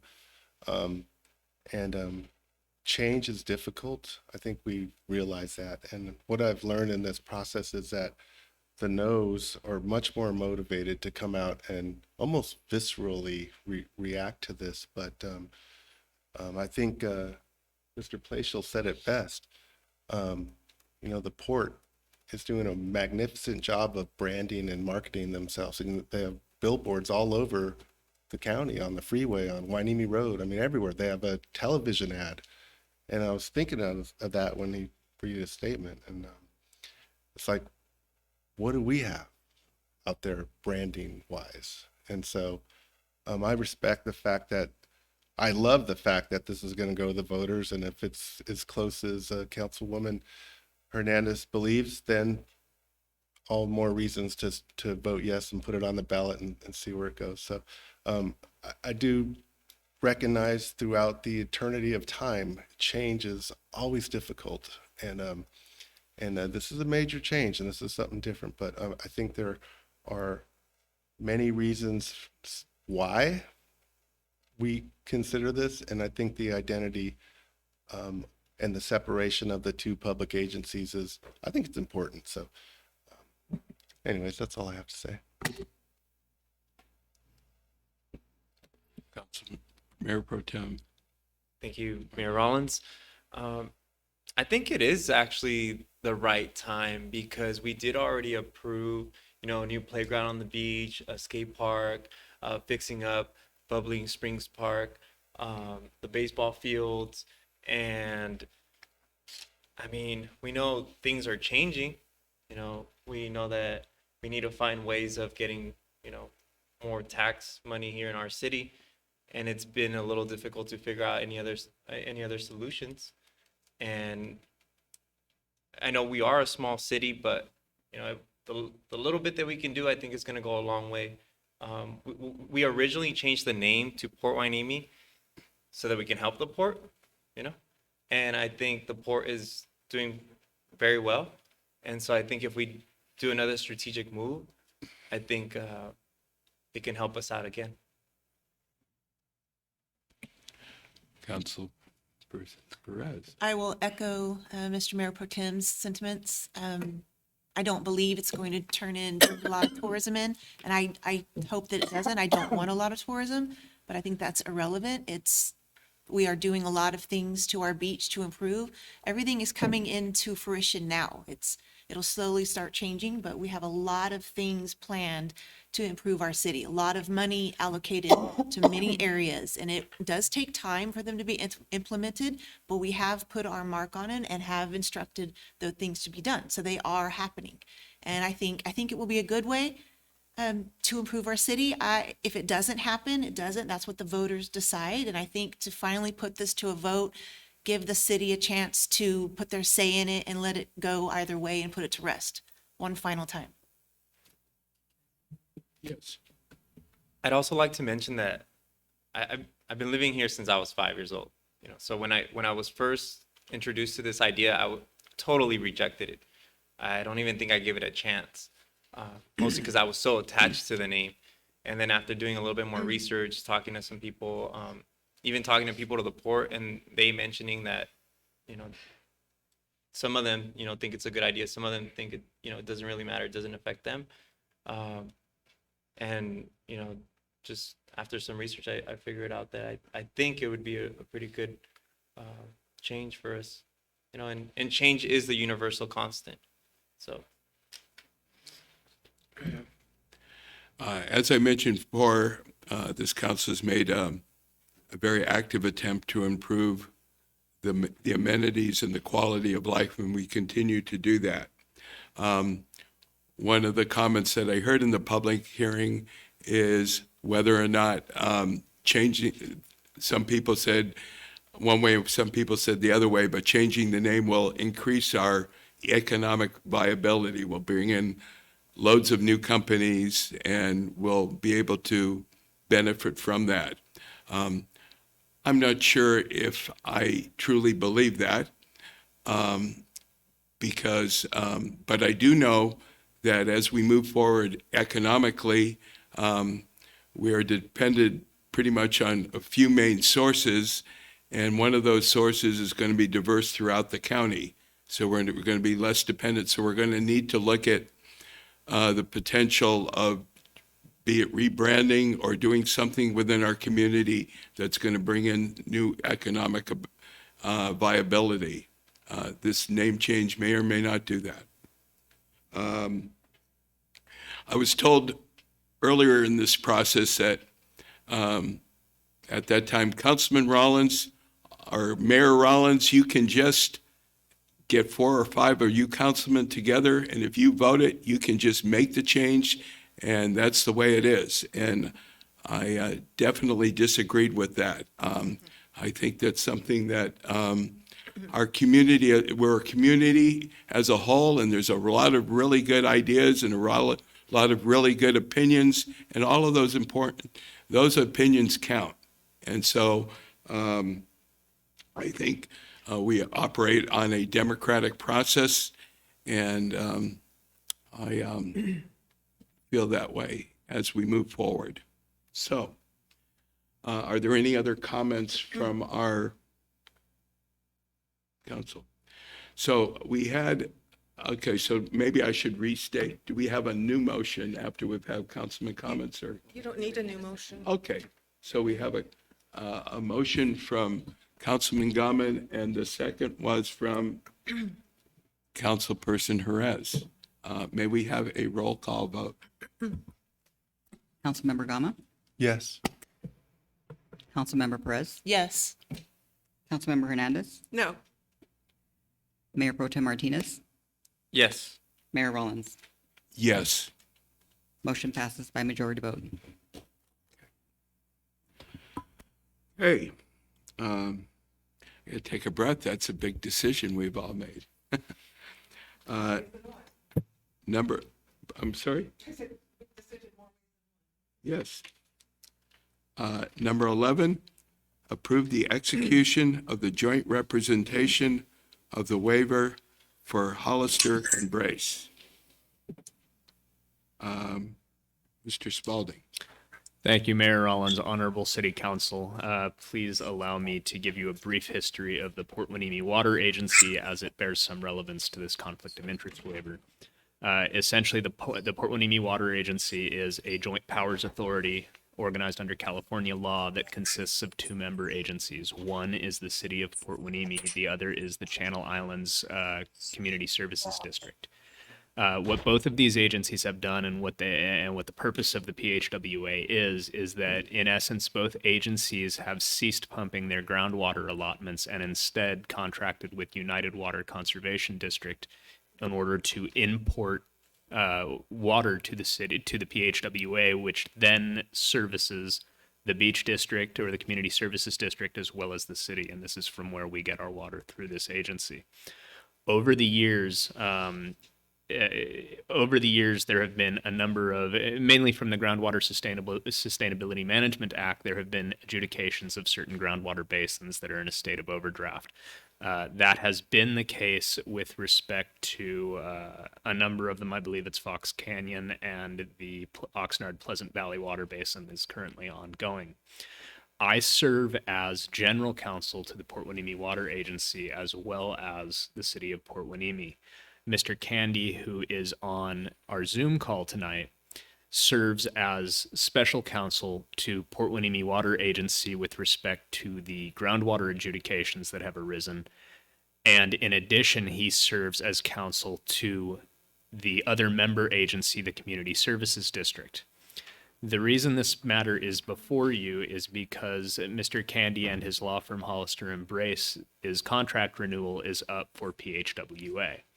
And because of the law firm's dual representation with the Community Services District as well as the PHWA, while no actual conflict exists now because the two agencies' interests are aligned with respect to the matters handled by Mr. Candy, there is at least a foreseeable possibility in the future that those interests might diverge. And the Community Services District has a concern that they would like to continue to retain Hollister and Brace and Mr. Candy in the event a non-waivable conflict does develop in the future between the PHWA or between the city, which is why we're here right now as a member agency.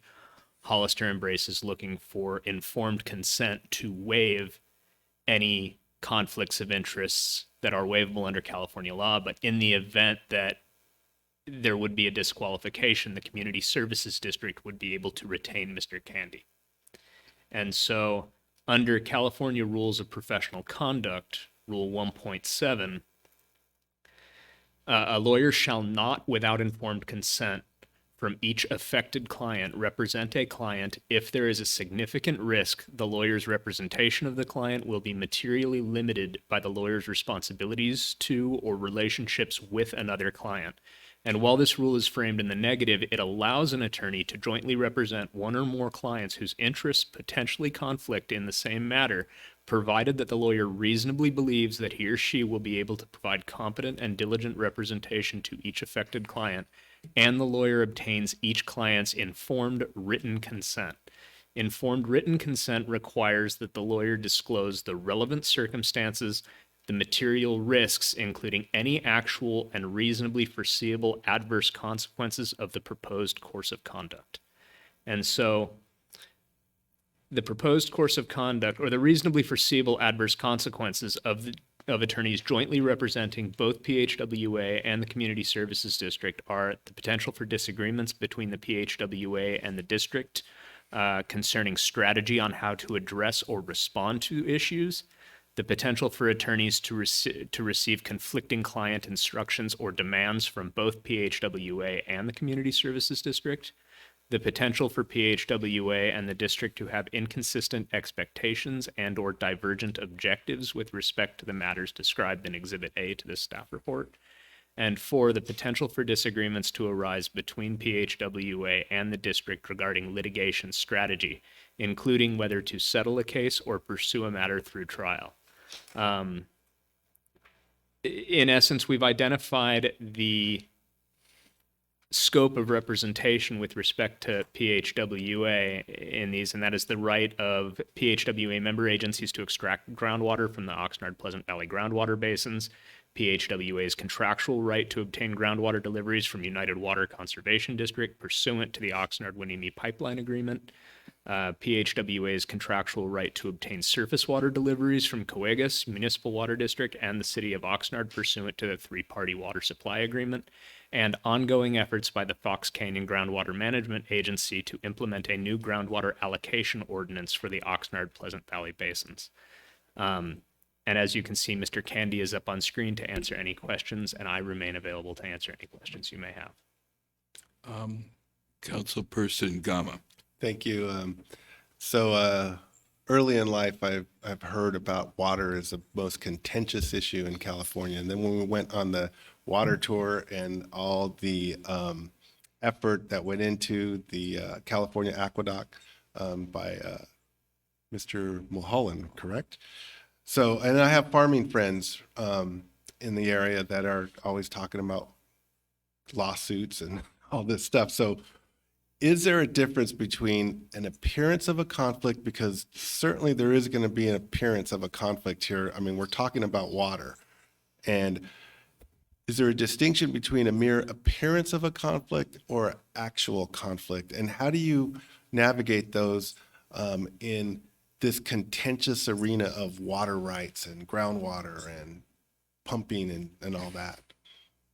I hope that makes sense.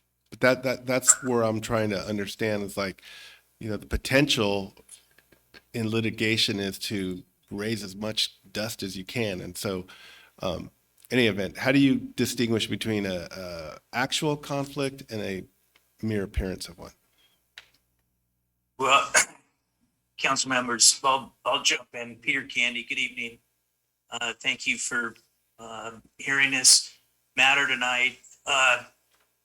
What we got here really is the difference between an actual conflict of interest and the potential conflict of interest to arise in the future.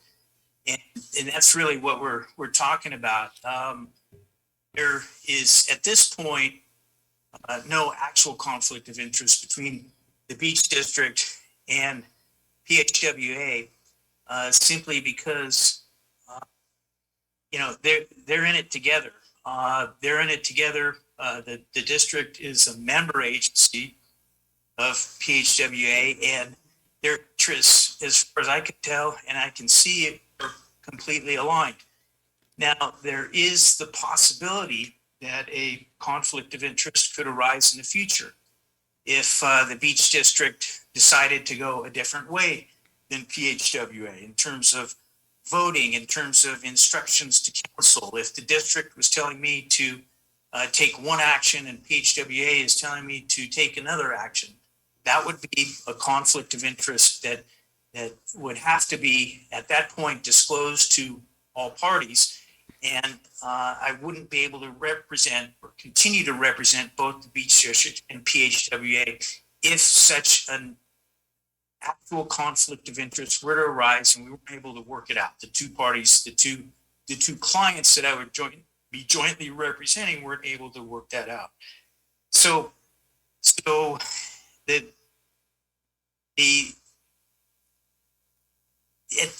and council member, you mentioned litigation and the fact that you know, the point of litigation is to stir the pot and make it appear as though there are conflicts of interest. But at this point in time, that is not before us. It's simply the fact that there's a potential for a conflict to arise in the future if it rises in the context of litigation, the OPV adjudication, or in the context of the contractual entitlements that PHWA has entered into for groundwater, for supplemental water, then we'll need to deal with it at that point in time. What the district has asked, and the reason why the district needs or has asked for the city to sign off on this joint consent, is that the district retained me back in 2016, and through the course of that representation, then I became involved in PHWA matters, and then PHWA retained me in 2019. And the district would like the ability, if one of these unresolvable conflicts were to arise, the district would like the ability for me to continue to represent the Beach District, even though I couldn't represent both parties in a joint representation type of situation. So that's why this is for your council tonight. At the next PHWA meeting this coming month, PHWA will be looking at the actual representation agreement to retain me, to essentially re-up contract with PHWA. And there will be a conflict waiver as part of that agreement. And PHWA is going to need to vote and provide its informed written consent at that point in time, if the board members decide that that's the direction they want to go. But this is before your council tonight, because the Beach District is concerned that as the other member agency, the city could attempt to disqualify me in the event of an unresolvable conflict. And that's why the question is before you. We're asking for your consideration and essentially sign off on the joint consent. Does that answer your question, council member? Somewhat. So in the event that an actual conflict arose because of some action that the district wanted to take, I think I'm understanding you to say that you would be obligated to represent the district, and then we would have to find other counsel to represent us if PHWA would have to find other counsel. PHWA, right? Right. Which- And that's the concern the district has, is that if Mr. Candy is going to continue to represent PHWA, they want to make sure he is not disqualified from representing them as he's done since 2016. So then, I know this is, what's the downside risk, if there is any, to us taking this action? To the city, likely nothing as a member agency to PHWA. There could potentially be an argument, although it's incredibly loose under these circumstances, that Mr. Candy would have inside knowledge as to the strategies and desires of PHWA, which he would likely have in any event as a result of his representation with the Beach District. I think it's also very important to note that while many of us are familiar with civil litigation, water adjudications are nothing like that. Water adjudications involve every water rights holder in a basin. And it is not uncommon, especially in the limited field of lawyers who practice in water rights, to represent many, many stakeholders within a groundwater basin. There would simply just not be enough competent attorneys in that field within a groundwater basin to represent the myriad interests. It also tends that most water users, and in particular the PHWA and the member agencies' interests, are very likely to remain aligned based on the fact that we're all trying to get as much water as we can, and we're all similarly situated and have this joint powers agency that's whole goal is to benefit its member agencies. And so, like Mr. Candy pointed out, these are hypothetical conflicts at this point. It's not a really foreseeable eventuality that the member agencies are going to split. The member, I just add to that, appreciate that, Mr. Pauling. The member agencies their interests are aligned to the extent that they hold water rights in the basin. They're of a similar category, a similar priority. They are similarly situated, both the district and the city, and hence PHWA as well. I wouldn't be able to take on representation at this point in time with entities that have agricultural water rights. That would be a different classification of water rights. Because the Beach District and because the city and hence PHWA are all within the same category of water rights, in the sense that the joint representation move forward. Mr. Spalding's correct in these groundwater basin adjudications. You've got attorneys that are representing multiple parties, but they're all similarly situated. And that's usually the case. That's what you like to do, because if you're representing folks with different water rights, then the conflicts are bound to come up. Here, it's not a foregone conclusion that there will be any conflict of interest whatsoever, but the possibility does exist, so it does need to be disclosed to PHWA. And also your district as a member agency of PHWA. Later on in our meeting, we have a council comments, and I was going to bring up at the VCOG meeting this past week, we had 3 presentations, one from United Water, and it says effects on our region's groundwater resources and how our communities can survive or even thrive in an uncertain future. So I will bring this forward to our council and hopefully PHWA, and these presentations were amazing. They're right on topic on exactly what's going on with the groundwater table and all that. And so, anyways, I appreciate your information. I think I'm a little more clear on what we're doing here, and I appreciate your time. Other council comments? Councilman? I just had one comment. What is the advantage? We talked about the possible, what is the advantage of you representing the two? And how do you make a selection as to whether you represent two or other? I know like the agriculture is obviously has different philosophy, and that, you know, it would be counterproductive for you to be involved in them. But how do you decide on representing two or three of like-minded agencies? Well, I mean, that's a good question. At this point, I haven't been asked to represent other M&I interests. By M&I, I mean municipal and industrial interests.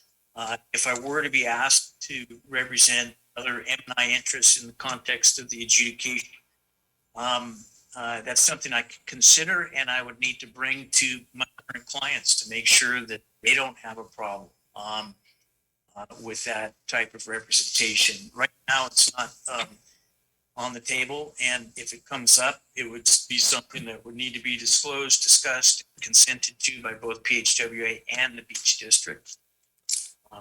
Is there any benefit from representing two agencies or three agencies as opposed to having individual representation? Well, there is an advantage to the clients in that there's shared resources. I mean, every time you go into a court hearing or making an appearance, you're really making an appearance on behalf of all the clients that you represent, and those costs can be shared between those clients, as opposed to if you're just representing one client, then that one client would be responsible for all the attorney's time. So that's an advantage. Also, when you have parties that are similarly situated, similar water rights, and you control a group, that's it can carry more clout, so to speak. It could, you represent a block of parties, more water under commitment. And that can be advantageous as well in terms of settlement negotiations and everything involved in the litigation, really. So there are advantages to joint representation, certainly for the clients, and not the least of which is, you know, going out and trying to find counsel, because there's a handful of lawyers really around the state that operate in this field, and a lot of them, you know, once they're involved, they get, or they, you know, the conflicts do come up between the different water rights groups, and it's another reason for joint representation. And if you've got, you know, if you got an attorney, then you don't need to go necessarily. Okay. Well, thank you, Mr. Candy. At this point in time, there's a recommendation to approve the joint representation of the CIB, CSD, and the PHWA by Hollister and Brace, and to provide informed written concept. Any other? I'll make the motion to approve. Okay. I'll second. So is there any comments on the motion before we move forward? I just, you know, I sit on the PHWA, and so we've had probably more interaction with Mr. Candy that this council has. And I found him to be very trustworthy, reliant, and looking out for our interests. So I trust that this is going to be And I concur. approved. I agree. A good move. for Okay, us. so we have a motion and a second. May we have a roll call vote? Councilmember Hernandez, Yes. Councilmember Perez, Yes. Councilmember Gama, Yes. Mayor Pro Tem Martinez, Yes. Mayor Rollins. Yes.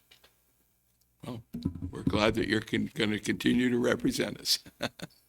Thank you, Mr. Candy. Council members, I appreciate it. This will come back to you, at least the PHWA board members, this coming month. So look forward to seeing you then. Thank you. Thank you, Peter.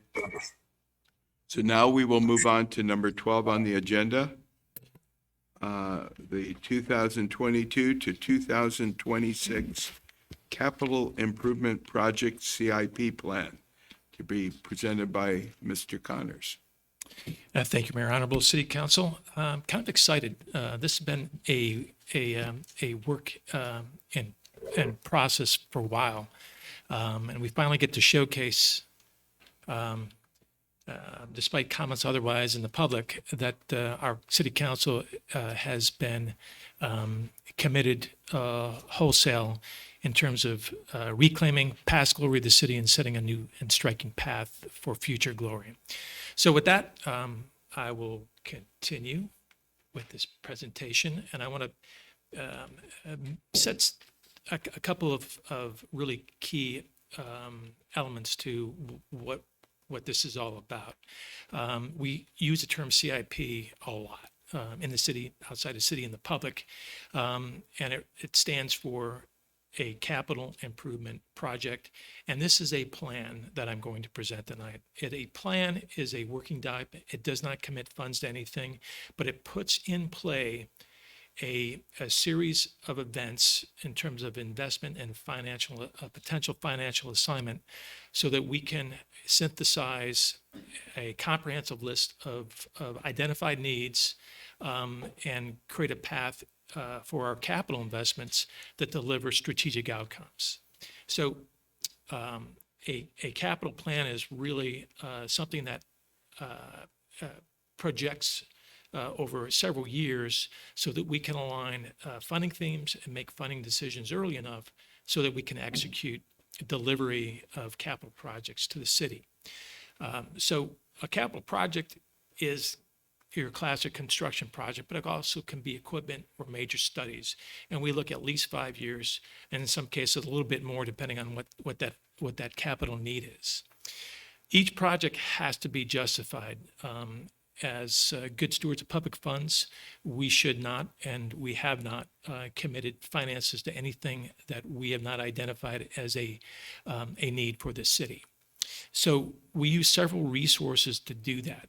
We've had strategic planning, we've had a general plan, we've had master plans, including a Parks Master Plan and IT plan, master plan, and we've done quite a few other efforts to engage the public and define and determine the variety of different projects that we can include in this capital improvement plan.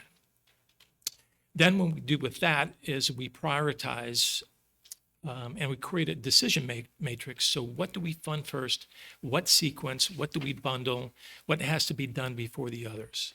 And in doing that, we use needs assessment studies. We look at our capital inventory. And just like your homes, they depreciate over time. And when those assets depreciate, we have to do something with them in order to either extend its useful life or modify its useful life so it becomes and stays an asset to the city for a longer period of time. We also, especially for roads and those type of things, we do condition assessments where we evaluate the quality of the work that was done and its current status, and we can make determinations whether we need to fund that earlier or later in order to get it back into a proper use condition. And probably the most important thing, we have to pay for all of this stuff. And there's several different ways to do that. And we want to make sure through this planning exercise that we can synchronize finance and funds associated with capital improvement over an extended period of time and make good decisions now so that we can exercise those good decisions in the future. We pay it. There's grant money for certain things. We can take debt. And a lot of the funds that we use are restricted to very specific use. We also have funds that we need to make sure that we are accountable for in terms of how we use that. Measure U, a tax initiative, is one of those. And then we have revenue sharing agreements. And we've just recently committed $5.2 million of ARPA funding to capital projects in some cases. So key definitions, capital project can be new construction. That's kind of your classic model, but it can also an expansion or renovation of an existing project. They include all the costs associated with it, everything from land acquisition to construction. It can be major equipment that exceeds 50,000 and the use has to be over 10 years. And it can also be major maintenance or a rehabilitation project for an existing facility over $10,000 or to extend its life beyond 10 years. A capital improvement plan is really just those associated projects over time with rough construction schedule assignment by year, and then the financial mechanism we'll use in order to fund that. Should council at some point approve a capital budget, which is basically the authorization and optimization of finance in order to pay for capital projects within a period of time. It synchronizes the operating budget so that we can do both, and they're mutually supportive of one another. The process looks like this in this flow chart. It goes from project nomination through the justification and rough order of magnitude cost. It gets into development of the project. It gets then to a stage where we use a variety of different sources, most importantly the city council, to prioritize those projects, especially the enhancement projects, so that we can sequence, bundle, and then package these projects in a nice organized way so that we can integrate them against each other in priority sequence for future funding. And we get to today where we review this 5-year plan based on that all those activities that happened prior to this point. From that, the staff will take council's direction and get into detailed planning, and that detailed plan will result in a presentation of staff of a capital budget for the next fiscal year, FY22 and 23. So in the prioritization scheme, we really look at projects as one of two things: a vital project or an enhancement project. A lot of the enhancement projects that we've been talking about with regard to the city name change and parks, specifically the Little League, are in that enhancement category. A vital project is normally associated with the infrastructure, the enterprise funds, and it mitigates a risk to a utility service, public safety, infrastructure, integrity, emergency response, critical communications, a legal or regulatory compliance need, or some of the funds that we have access to expire and we need to use them before that happens.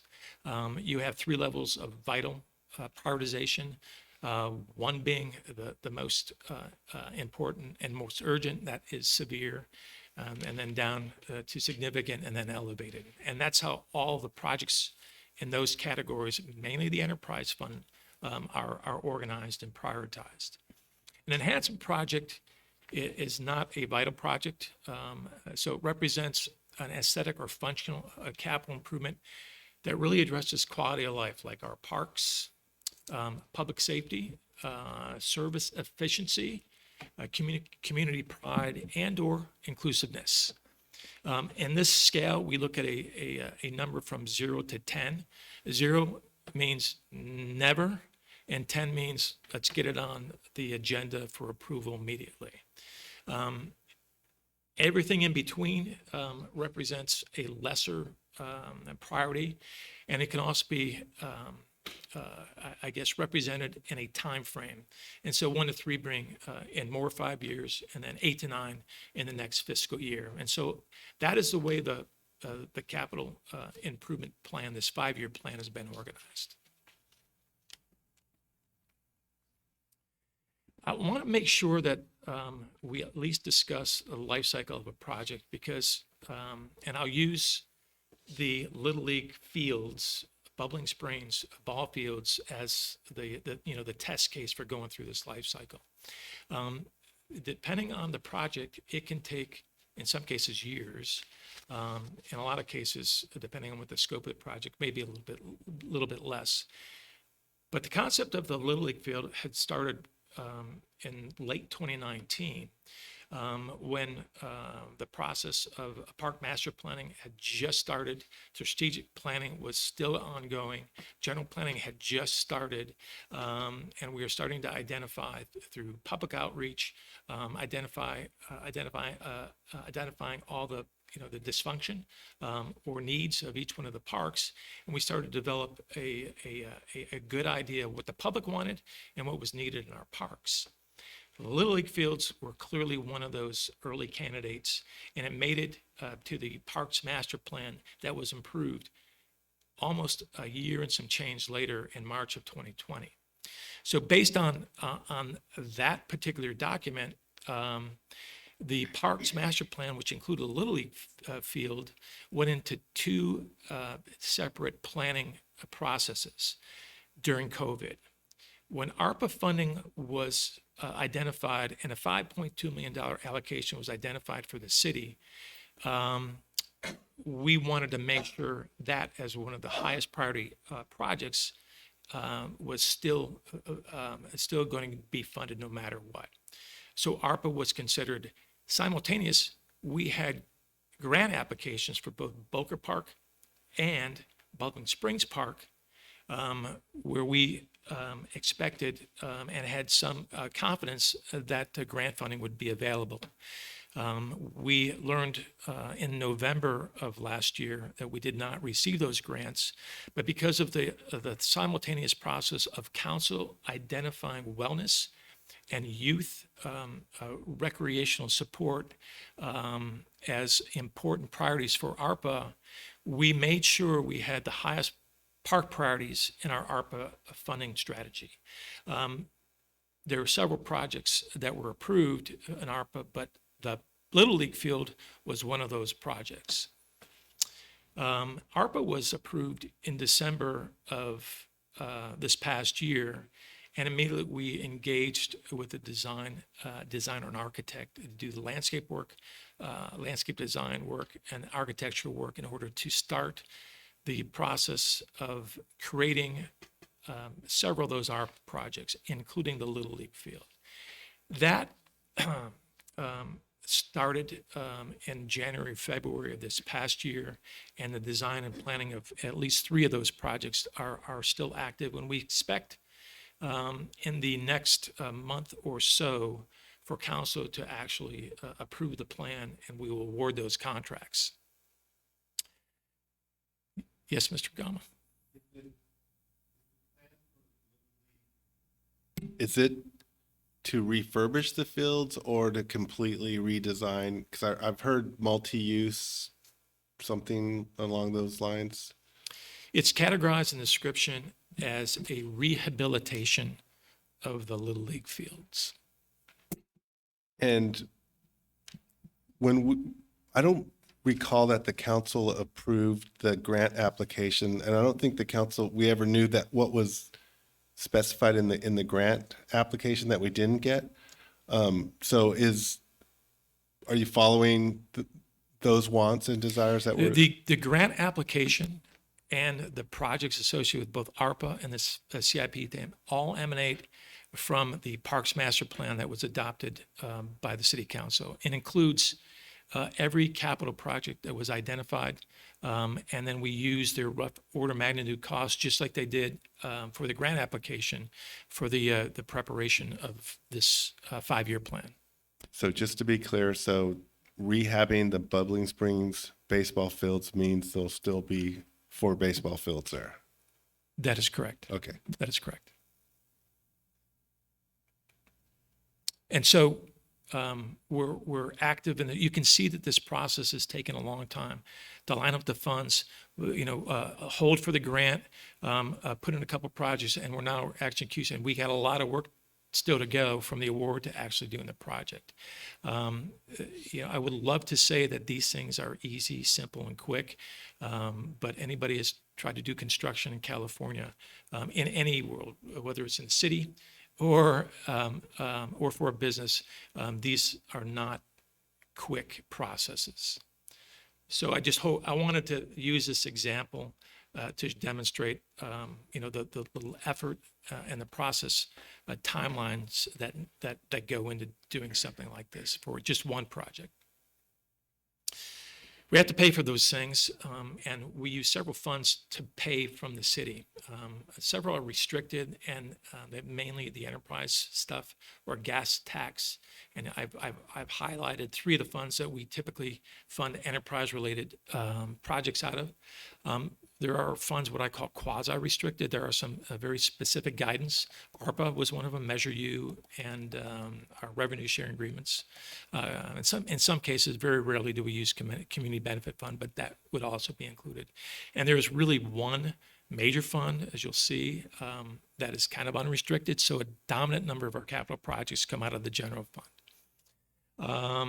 We have fund balances, and that's where most of our capital funds are going to be financed by. And I've listed the reserve balance, the unassigned reserve balances in each of one of those funds. 12 or almost 13 million for water, for almost 5 million for wastewater, 1.1 million for solid waste, and the general one, we're sitting at 8 million audited at the projected to the end of this fiscal year, June 30th of this year. And I just want to remind folks that 2.4 million of that was a one-time sale of a property to Red Mule, a cannabis company. There's also competing or challengers for the unassigned reserve balances. Everything from unfunded liabilities to potential labor agreements and the compensation study reconciliation that we just recently received.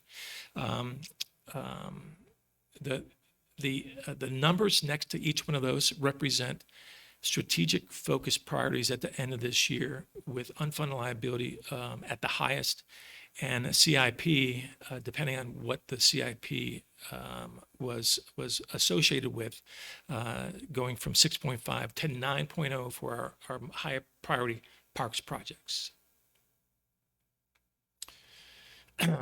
I was asked by council to take a look at general obligation bonds as a potential component of our CIP 5-year planning. And I wanted to share what that research, and I have the city attorney here, would be happy to get into details if needed. But the Bond Act was created in 1901. There's been several amendments to it over time. A bond, for a bond, the city would commit or pledge the bond amount from general revenue. It would be secured through the city's ability to generate or levy property tax to offset debt servicing. And therefore, a special tax measure would need to pass, and that requires 2/3 majority vote. This measure would, just like the city name change, would be submitted to the county register by 20 May of this year or any year in order to put it on the ballot. And just like the city name change, it would require 2 public hearings in advance of that approval. This would generate a new special property tax, and that's what would pay for the debt. And because of the complexity associated with doing something like this, in every case, a special a bond legal counsel would be required in order to pursue this funding option. With regard to, because bathrooms were identified as something that we would consider using this for, I just wanted to show where bathroom CIP is from at least this plan. Miranda Park bathroom is already funded at $45,000 for a remodel, which would include ADA and improvements to the bathroom. I don't think that's going to be enough, so we'll probably have to ask for more money. And that was funded in the 21-22 capital budget. Wainimi Beach Park there was a needs assessment study that looked at the lifeguard station and the restrooms. And the cheapest version of that study, the option with the least cost, was $2.6 million. This is not in the CIP plan, but it is something that we could consider at some future date.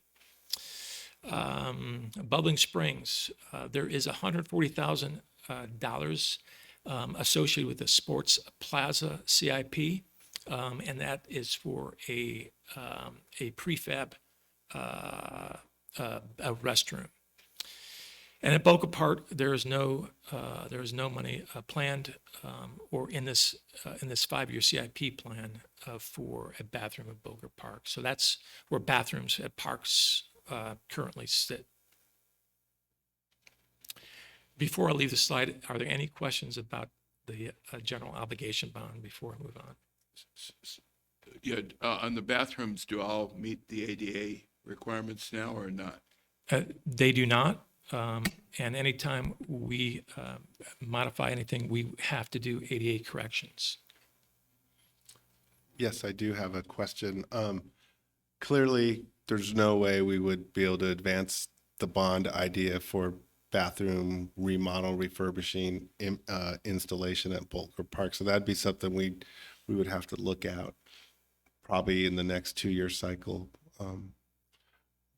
But if we were to identify, let's just say establishing a bathroom at Boulder Park, improving the bathrooms at Bubbling Spring Parks. I'm not supposed to mention Miranda Park, but it's a park and it has a bathroom, so you know what I'm saying. And then the beach park, refurbishing, laying down, so it could be an $8 to $10 million project. I mean, if we're going to do it right. And so what I'm kind of hearing is that, these are just a remodel or refurbish. It's not modernizing the bathroom, because our bathrooms at the beach, I mean, they've been there my entire life. 59 years old. It's a long time, So, anyways, I just wanted to, if we were to consider that, then it would have to be probably 2 years from now in that election, because we certainly wouldn't want to do a special election, but is that how it would work? Yeah, so we would, just based on that timing and sequencing, we would miss this year's deadline. And so we would basically have to use the same dates that we used this year for the city name change in order to get the 2 public hearings. Right, there's no way we could do it. It's not going to happen by this Thursday, right? Even though I'm impatient. And if it was something that council wanted to look at for the next general election, now would be the time to secure bond counsel and start planning this, because it would be a 2-year obligation. Okay, so we'll probably have more discussion. You have more to present, I think, right? Yeah, a little bit. Okay. Okay. I heard a click. Obligation bond going once, twice? Okay, all right, okay. One of the things that I find, at least in capital planning, is we focus on the financial constraints, but we don't necessarily look at other constraints. And this plan has at least addressed the ones that we think are possible constraints beyond finance. Obviously, on the financial side, we've got the general fund limitations or any fund limitations. There's current economics, which means inflation and cost of doing business and cost of goods and materials, and labor is on the rise. So that's going to challenge our rough order of magnitude costs, and we may have to rescope. And also because of supply chain and a massive construction over the past year. We're not the only city with ARPA funds that are making investments, and so contractor availability may be a factor as well. And obviously, we would pay premium dollars in order to secure a contractor in that environment. We also need to look at the operations budget, because when we make something and we haven't thought about what the maintenance tail is or the cost to keep it and sustain it the way it was originally, then we're going to fail that capital investment. And so we have to also look at the operational budget component of that, and I'll talk about how we do that a little bit later. Other constraints are human. these projects have to be managed, contract managed, project management. We have obviously some of the engineering requirements, the sign-offs and those type of things. So there's a lot of internal human capital that we can only put so much capital volume through at one time. And I think we thought through that through the process of doing this 5-year plan, and that's what what you see as we go along. There's also the environmental component of it. A lot of these things require environmental studies and reviews, permitting, and those type of things, which take a long time. We've been on this Bubbling Springs project since 29 when it was approved, and we are still responding to permitting questions so that we can start that project probably here in July. Public support, we have to engage the community, and we have to be responsive and consideration. They are part of the process. We want to make sure that we're delivering capital investment that they will support and they will be proud of as well. And then we talked about those competing priority. What is most important? What should go first, and what should we spend on? So those are the other constraints that go into this discussion of 5-year CIP planning. I talked about unfunded. This is a screenshot from one of the tools that we've started using, GovInvest benefit liabilities, and you can see that that is our unfunded liability as of July 1, projected July 1 of this year. You can see the employer contribution that we pay. Again, this is all of our funds combined. And you can see that we're funded at 70% across all funds. Some are better than others. Not bad, but it's certainly definitely council has already made several comments about that we need to consider, and we're developing a fiscal policy and plan in order to look at how we look at this particular debt and how we manage that so that we get our funding levels a little bit higher. That's a competitor for capital funds. When we look at our the number of projects and the costs that we have for this next fiscal year, FY22 and 23, you can see that if it's just the reserve balances, the big orange columns, compared to the planned projects, the blue columns, that we can cover all of those projects with funds. But when you throw in competing priorities, labor costs, debt costs, those type of things, we have to be very thoughtful on how much we apply to our capital budget. And the gray line represents the number of projects associated with each fund, from approximately 25 projects, 20 to 25 projects, I'm sorry, 21 to 22 projects in the general fund, down to over to just under 20 on the gas tax fund. When you look at the total from FY22 to 26, this really tells a story of what council has directed and prioritized for capital. 51 of the 120 projects, that's 43%, are associated with our parks. And that does not include 4 ARPA projects valued at $2.5 million, including the Little League fields, the Little League amenities, and we have a destination playground at the beach, a dog park, and a couple others coming out of ARPA. So this is clearly a council priority. It's clearly been in planning for a long time. And now we're at the stage where we're starting to fund all of these things that the community holds dear, and definitely our council does as well. When you look at the actual investment component of that, 13.2 million of the 40.3 million over 20 from FY22 to FY26 in this plan is associated with our parks. And again, that doesn't include ARPA. The highest funded project list is in the water department. As you can see, those projects, especially the cross-base pipeline, is really expensive. Or parks would be a contender for number 1. Mr. Connors, are we exploring grants for water infrastructure? We are. Okay. Yes, we are. And that, and as this 5-year plan, a working document gets updated every year, we will continue to upgrade and update financing sources for these projects.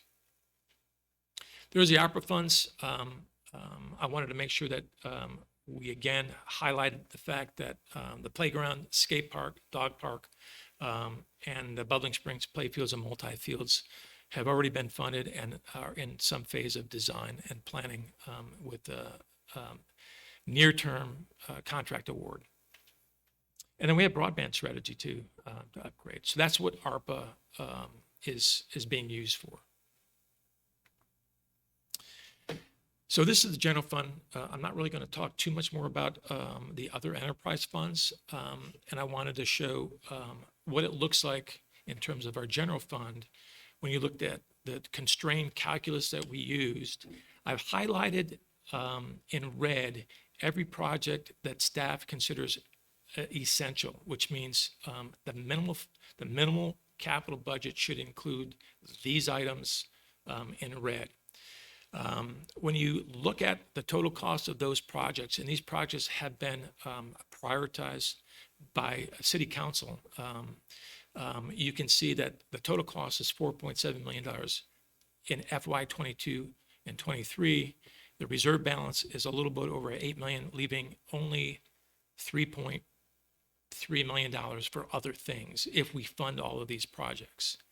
If we only fund the minimum that are in red, that is only $742,000.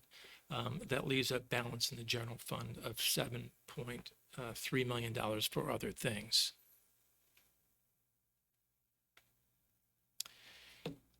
If you use all of the general fund unassigned reserve, just a little bit over $8 million, you would have 39 projects.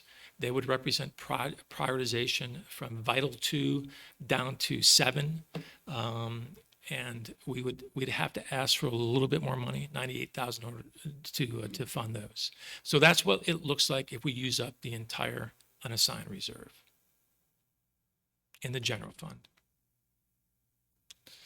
There are projects that are still ongoing. We call them carryover projects. They started in 2019, and all of these projects are in some state of maturity. And I want to make sure that everybody realizes that we still have active projects that we are still working on. And that constraint calculus that I talked about also recognized the stuff that we are currently working on. So the next steps is for council input, and we've looked at prioritization, we've looked at additions, deletions, modifications over the years, and that's still going to be an ongoing process. And we've also chatted about unassigned funding allegations. And I was trying to read through the. I know there's money set aside for the Bubbling Springs playing field. The snack bar, where does that fall into line? The snack bar is, we have assigned part of the existing 2019 original CIP, which had roofs for buildings as part of the snack bar design.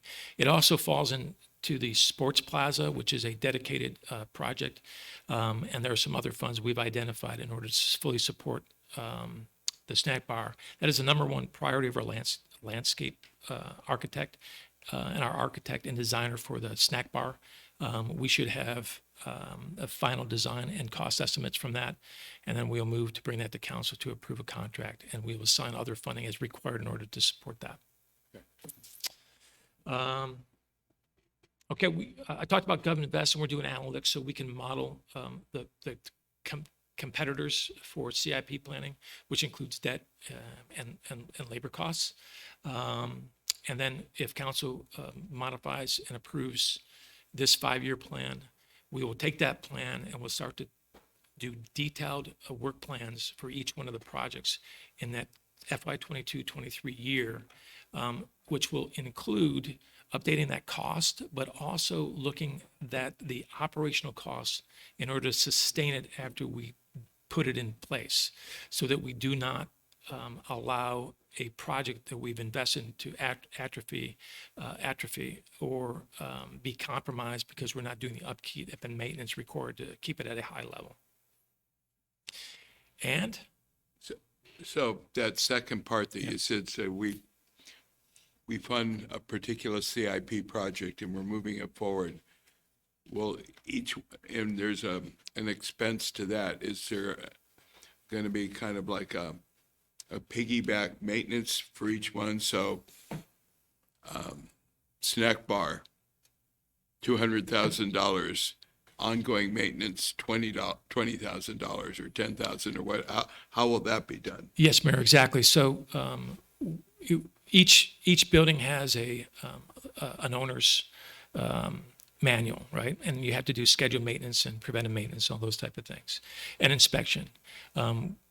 We do that for most of our buildings, but this would be included.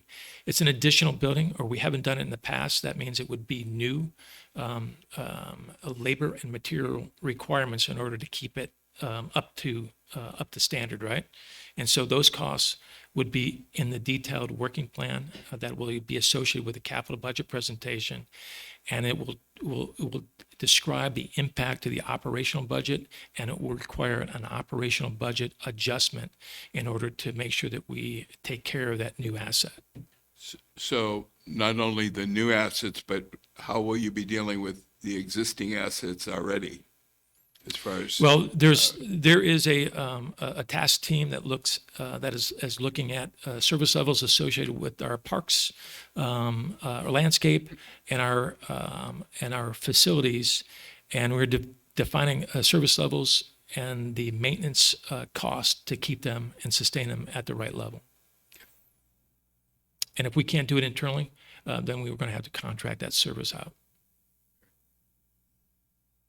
And with that, the council will approve a capital budget, and we'll start building things for this great city. I have a couple things. I'm not supposed to talk about Miranda Park, but I live right next to Miranda Park, and Miranda Park is a part of this CIP project, and therefore it needs to be removed out of this ground thing so that I could vote and participate in this because I have a conflict.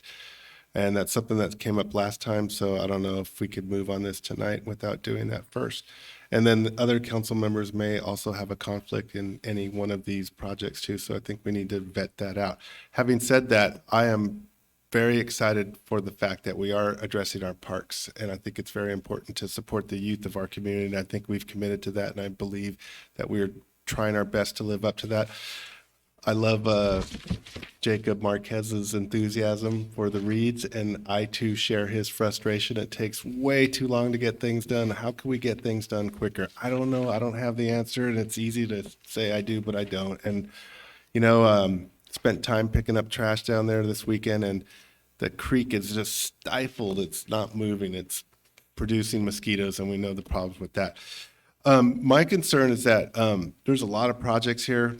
We have a finite amount of money, and yes, a unfunded liability of being funded at 70%. It doesn't seem that big of a problem, but it actually is kind of a big problem because if we don't get money there, then the unfunded liability will continue to grow because of the absence of interest on funds that are set aside for that.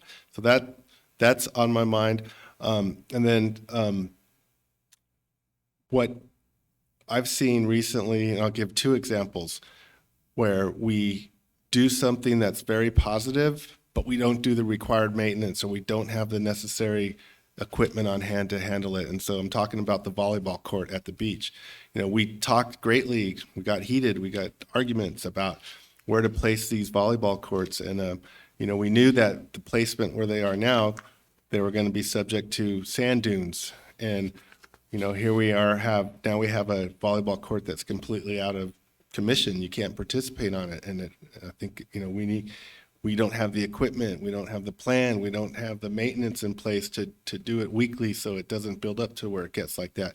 Same thing with Pedro Valdez's bike fixing station. You know, the sand is moving in on those pieces of equipment, and that's going to cause it to deteriorate. And there's a real quick and easy fix. Put some wood behind it, do something, but block the sand from coming through there. And so my concern is and then I have a similar, I love the idea of the beach playground equipment. It's awesome, great, it looks great on paper, but you know, we're putting it on the beach and the sand moves. And so again, are we gonna have in place the necessary equipment and manpower and expertise to maintain it and not get to the point where it's being overrun with the sand dunes? So I would like to see us get better at what we have in the making right now, because I think we have a number of projects in the works and that we have to see through.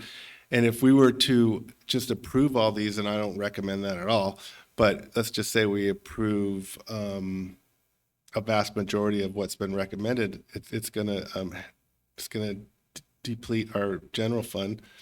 And it's also gonna put a load on us of work that needs to be done and managed. And you know, since you came here, Mr. City Manager, you've done a pretty good job, fabulous job, I think, trying to organize all these projects that were in place before you got here. And I remember one of our first one-on-ones, you're like, we got all kinds of stuff going on. And I remember you pulling your hair out trying to get a handle on it. And so just a little bit concerned that, I mean, these are great. Every project has value. We know that. We can't afford everything. We need to be fiscally conservative. We have uncertainty coming. So I just think that if I had it my way, I would like to see us finish everything we got in the hopper right now. We got a dog park, we got rehab in the fields, we got a skate park that we're still unclear where we're going to put it. We have, I don't know, several others. So I am enthusiastic about supporting our parks. I think it's a great thing that we're doing. I think all the red items, I think we should approve. And if there's one for Miranda Park, I'm not going to vote on that one because Kevin's going to pull it out and make it so I can't get in trouble, right, Kevin? And so, but I think we should, all those red ones, I mean, $752,000, that's an easy number. I think we could afford that. But when it gets into additional CIP projects right now, maybe we should slow roll it and kind of delay them a little bit. And that's just my own personal. Oh, and then we heard about the tennis courts, again, at a place that I'm not supposed to talk about, so I'm not going to talk about it. But the guy made a pretty compelling argument as to, you know, what the problem is there. So that's all.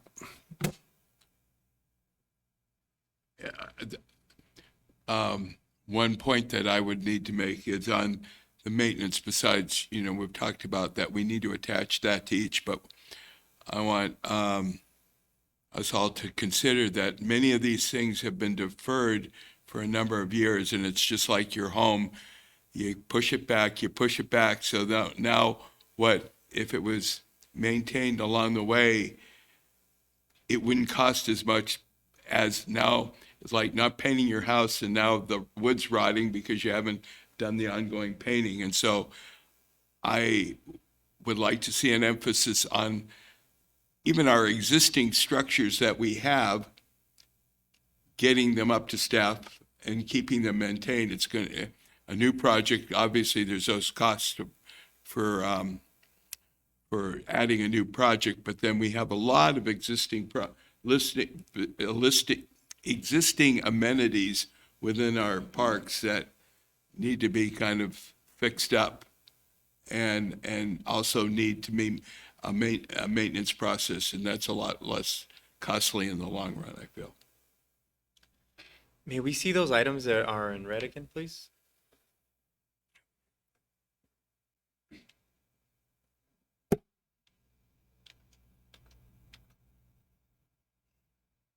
Okay. So I think it would be good for us to take a look at what's on the line. Who Where did this list of red come from again that was recommended to, as a priority? That was just from staff. Oh. Yeah, just from staff.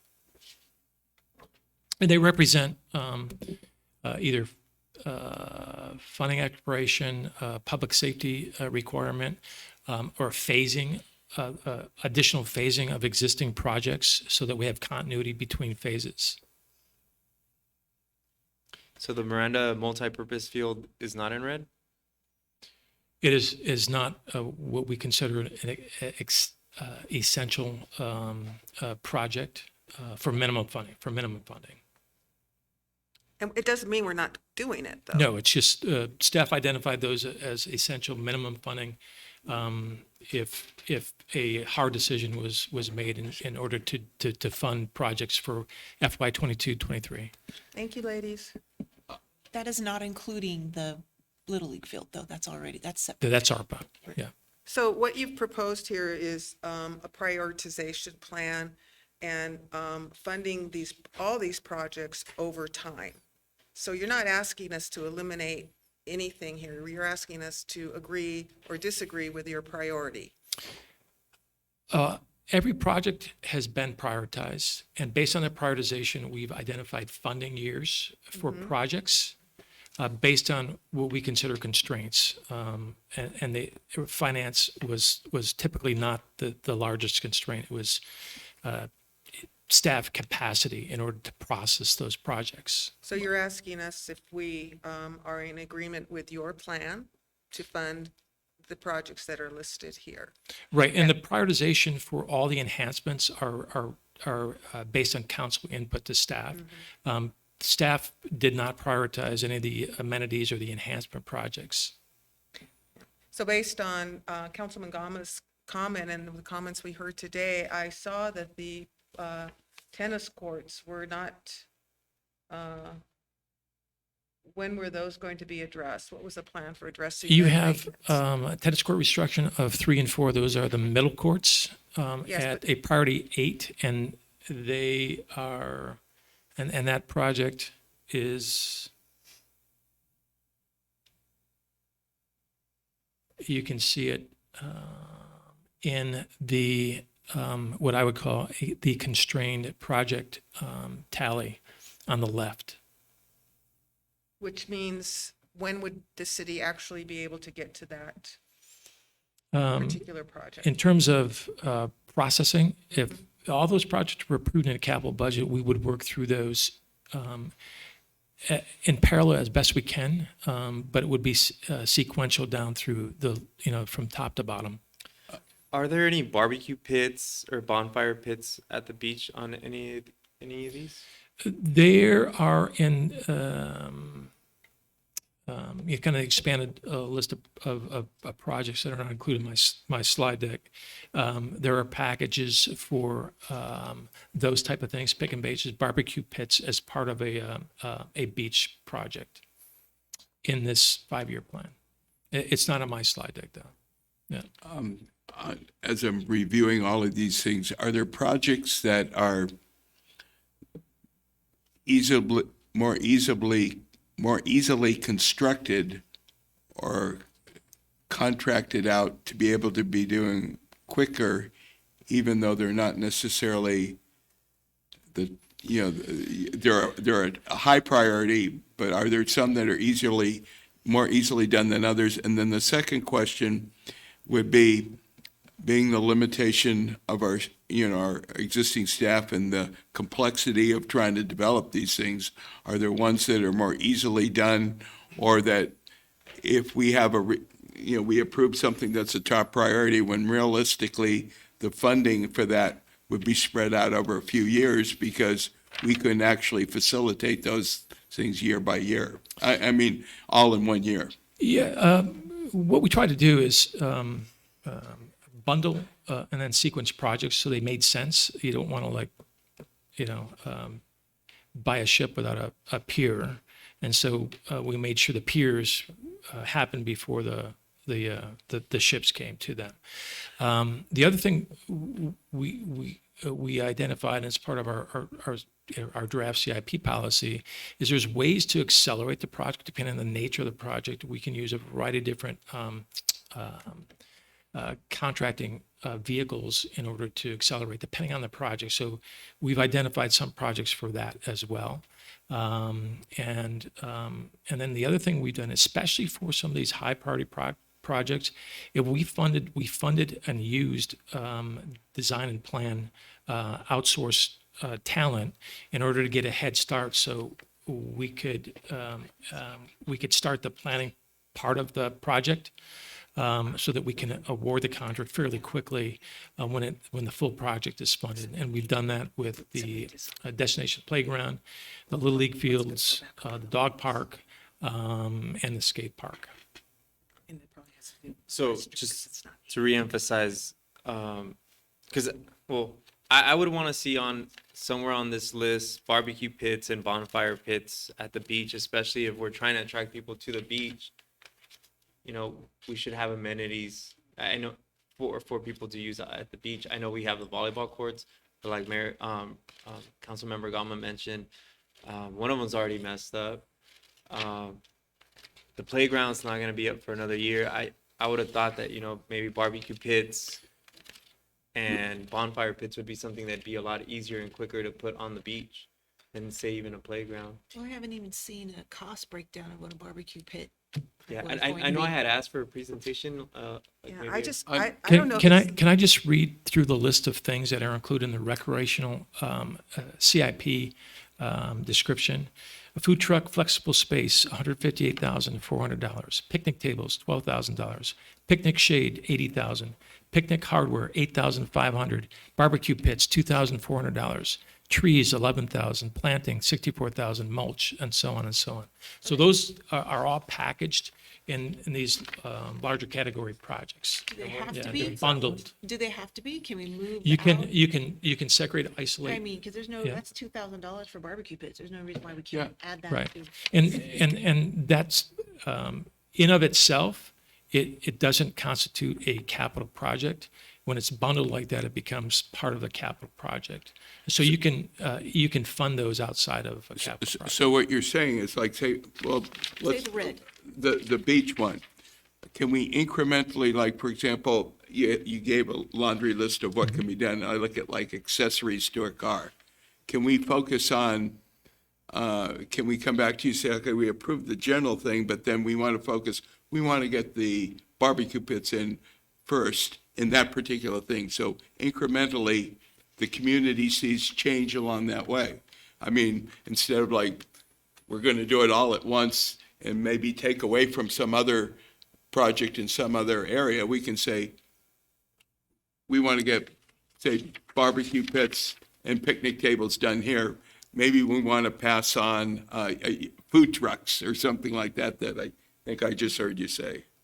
Yeah, I mean, you can fund any of those things. I mean, it's not a capital project by definition. If you pull it out, then it would go in the operating budget. If you leave it bundled as part of this package, then it's part of a CIP project. So the answer to the question is yes, but it would come out of our operating budget. Yeah, it's not a capital project. I had talked about frisbee golf too, and I had looked it up. It would like to set up a 9, I don't know if they're called baskets or holes, but Yeah. it would be like $3,600 to set it up and to put them up, and it'd be nice. So that's not on here. Well, it's because it's new. This is the first time that, I think you mentioned it at the last Yeah. city council meeting, and this is a list we've been working on for And a it's- period of time. It's not a capital project it's not by a capital definition. project. So that would go in But the it could be operating funded budget. under Yeah. the operation. Yeah. But what you could do is you could pull it from the capital improvement budget to the like, for Right. example, the operating budget may not have 36,000 set aside for the frisbee golf. Mhm. But you can pull part of what that particular area, say the beach park, Right.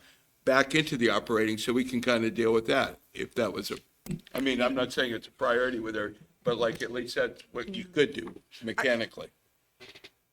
I have a concern and a question that when we do that, we kind of we have a departure from the plan, and we have to then do a new design of where these fire pits are going to go, or where, versus where the play equipment is going to go. And is that going to cause a departure from how you're Yeah, planning to the- spend the money and the staff you're going to use and the project management component of it all that you showed us on that slide. Right. It all gets turned around or delayed because we're putting in fire pits first, or is that, can that happen, or is that what we will Yeah, be so seeing? just, kind of reflect back on a park master planning exercise. What was delivered to us was concept and themes within that concept, and then landscape designers and architects constructed components or amenities within that framework. And so everything fits together in a certain way. There are some things that are are severable. You can fund them in a variety of different ways or in sequence. Some things are kind of bundled together, and the integrity of that bundle is important in terms of being consistent with the theme and concept. All those projects that are identified as part of the master plan and have been brought into the CIP plan have that one general caution about how you approach capital project investment, whether you can segregate pieces of it or you can fund in phases, or by pulling something out, you have to redo it when the other pieces join it at some future date. And I think we had, I'm looking at this document here where we prioritized which parks were most important. And it looks like we put the easier parks first. Just to reference what Mayor Rollins was saying, go after the simple projects, maybe the low-hanging fruit projects. But we had Dewar Park at 6, and then Wainimu Park 6.4. And then Bubbling Springs at 4.4, but. So that's a ranking. So So- I think the number one park is Wainimi Beach Park at like 1.6. Mhm. And then. Okay, so it yeah, goes from 1 the to lowest 6. number is the ranking Oh, I see, sequence, yeah. okay, never mind. Have you guys been to Dewar Park? Any of our city council members here? Have you guys been? I have. Yeah, have you guys seen what I it looks didn't like? realize it was a park. Yeah, do you guys like how it looks? No, Well, no, that's why. it's horrible. I was thinking we would, address those parks because it would be easier to fix those up first, but Except for they're not the ones that But- get. There are no capital projects from the park master plan associated with Dewar. Okay, so if I may, Mayor, so I think we could approve all the ones in red and not lose any sleep over them, because those, to me, as I go down the list, they all make sense. The only potential issue is that do we have to separate out Miranda Park and maybe Dewar Park? But what is missing is tree removal. And Dewar Park, for example, has a massive coral tree that's, I'm not an arborist, but I'm telling you, this thing is going to cause problems. it's not in here. I understand, And I so- understand. So that's what concerns me is like, again, going back to what I said originally, we're taking on all these more projects and we haven't even got it all together with what we know are problems in our parks right now. And then moving forward, I think we have to separate out the parks that cause a conflict. 'Cause Dewar Park, is a conflict for Mayor Pro Tem Martinez. If I may address the conflicts issue. Yes. This is a planning document that does not actually allocate any funds. This is not final approval of anything. Those projects will be brought back to you subsequently. Right, So there is no material financial conflict because this doesn't approve or authorize anything that will increase your property values. So when I see Miranda Park on there, which I'm not supposed to talk about, but I'm talking about it again, Right, but I'm not supposed to talk about it, but it's not a But conflict. a vote on this tonight will do nothing to Miranda Park. Okay, great. So my other concern then is that we're biting way more off than we should at this point. And again, I think the red items all make sense. There's safety, speed cushions, lighting at Volker Park, City Hall roof gutters, Parkway concrete. These are all safety, high priority, and I agree with staff on that, hey, we should be moving on these. And it's not a big hit to our general fund. So I think we could afford that. Now, when it comes to everything else on the list, I think we need to, one at a time, bring those projects forward and because we have a massive amount of projects that we have to work through our system right now. Dog park, the ARPA funds, skate park. There's a lot of projects that we need to work through, and I just don't think we could handle more at this point. So that's my opinion, and I'll stick with it. All true, Councilman Gama, and I appreciate that sentiment. I go back to this timeline slide and just recognizing that these things take a while. And so the approval component starts the timeline, and so you can look and you can take that timeline a year plus in advance, and that's when you'll probably be able to actually see something happening with it. So I don't disagree with any of that, and that's why I put these red font projects in there, just in case we had a minimum CIP associated with the general fund only that we wanted to look at, and like our city attorney described, this is a plan, and what we would do is, from approval of the CIP, we would bring back a covey of projects, and then ask for council to approve it as a capital budget. And no disrespect to the prior city manager or you, I've been asking for a plan for our unfunded liability for 3.5 years now, and we still don't have one. We brought a consultant out to give us ideas, and we're still not dealing with that. And so, to me, that's a big priority to try and to get to as near fully funded as we can, because that's going to benefit future councils 20 years from now. I mean, a $39 million unfunded liability, that's no laughing matter for a city our size. So to not deal with that problem, but deal with all this, I have. Well, you just showed us a plan for dealing with it. No, he That's what didn't. we're- Yes. No, he just showed us what the unfunded liability is. I did, but that represents an investment we made and consultants that we're using to develop a fiscal and debt management policy. And we've been active with that group formally for the last month and a half. Right, but we haven't moved any funds into the trust, the 115 trust, or we haven't done anything other than pay as you go. Well, and that's something that I've been. That's because we have competing funding decisions that council will have to make. And that's the that exact, will- that's what we're trying to do. and that's the point that I'm trying to make right now. So Yes. We need to get back to the topic. emphasis is that we want to make a priority, or you're saying that They're there should competing be a for priority funds. of unfunded Right, liability. that's what he was explaining Okay. to us tonight. that- Okay, yeah. now, I had a couple, I'm just reading through some of these things. The Miranda Park multipurpose field, $705,000. My understanding from talking to you is while it's a bundled project for both the field maintenance, I'm sorry, the renovation of the field so that it's playable, and then secondary, the lights. Or not secondary, but as part of the project, the lighting. Is that correct? Yeah, there's two tandem projects. One of them is the baseball field rehab, and then the multi-use field, which will replace the southern field with a soccer capacity, which includes irrigation, obviously the hydro seed, and then lighting. So my experience with the ability to move forward on these projects with the existing staff and capability, would that not be better to, while it stays part of one, but the 2022, 2023, perhaps you get the field operating first so that people can use it, and then the next year, maybe address the lighting to maybe even be able to use it even more, but at least get the field operating so people can use it. And then split up that fees, which frees it up for other types of things that may come through.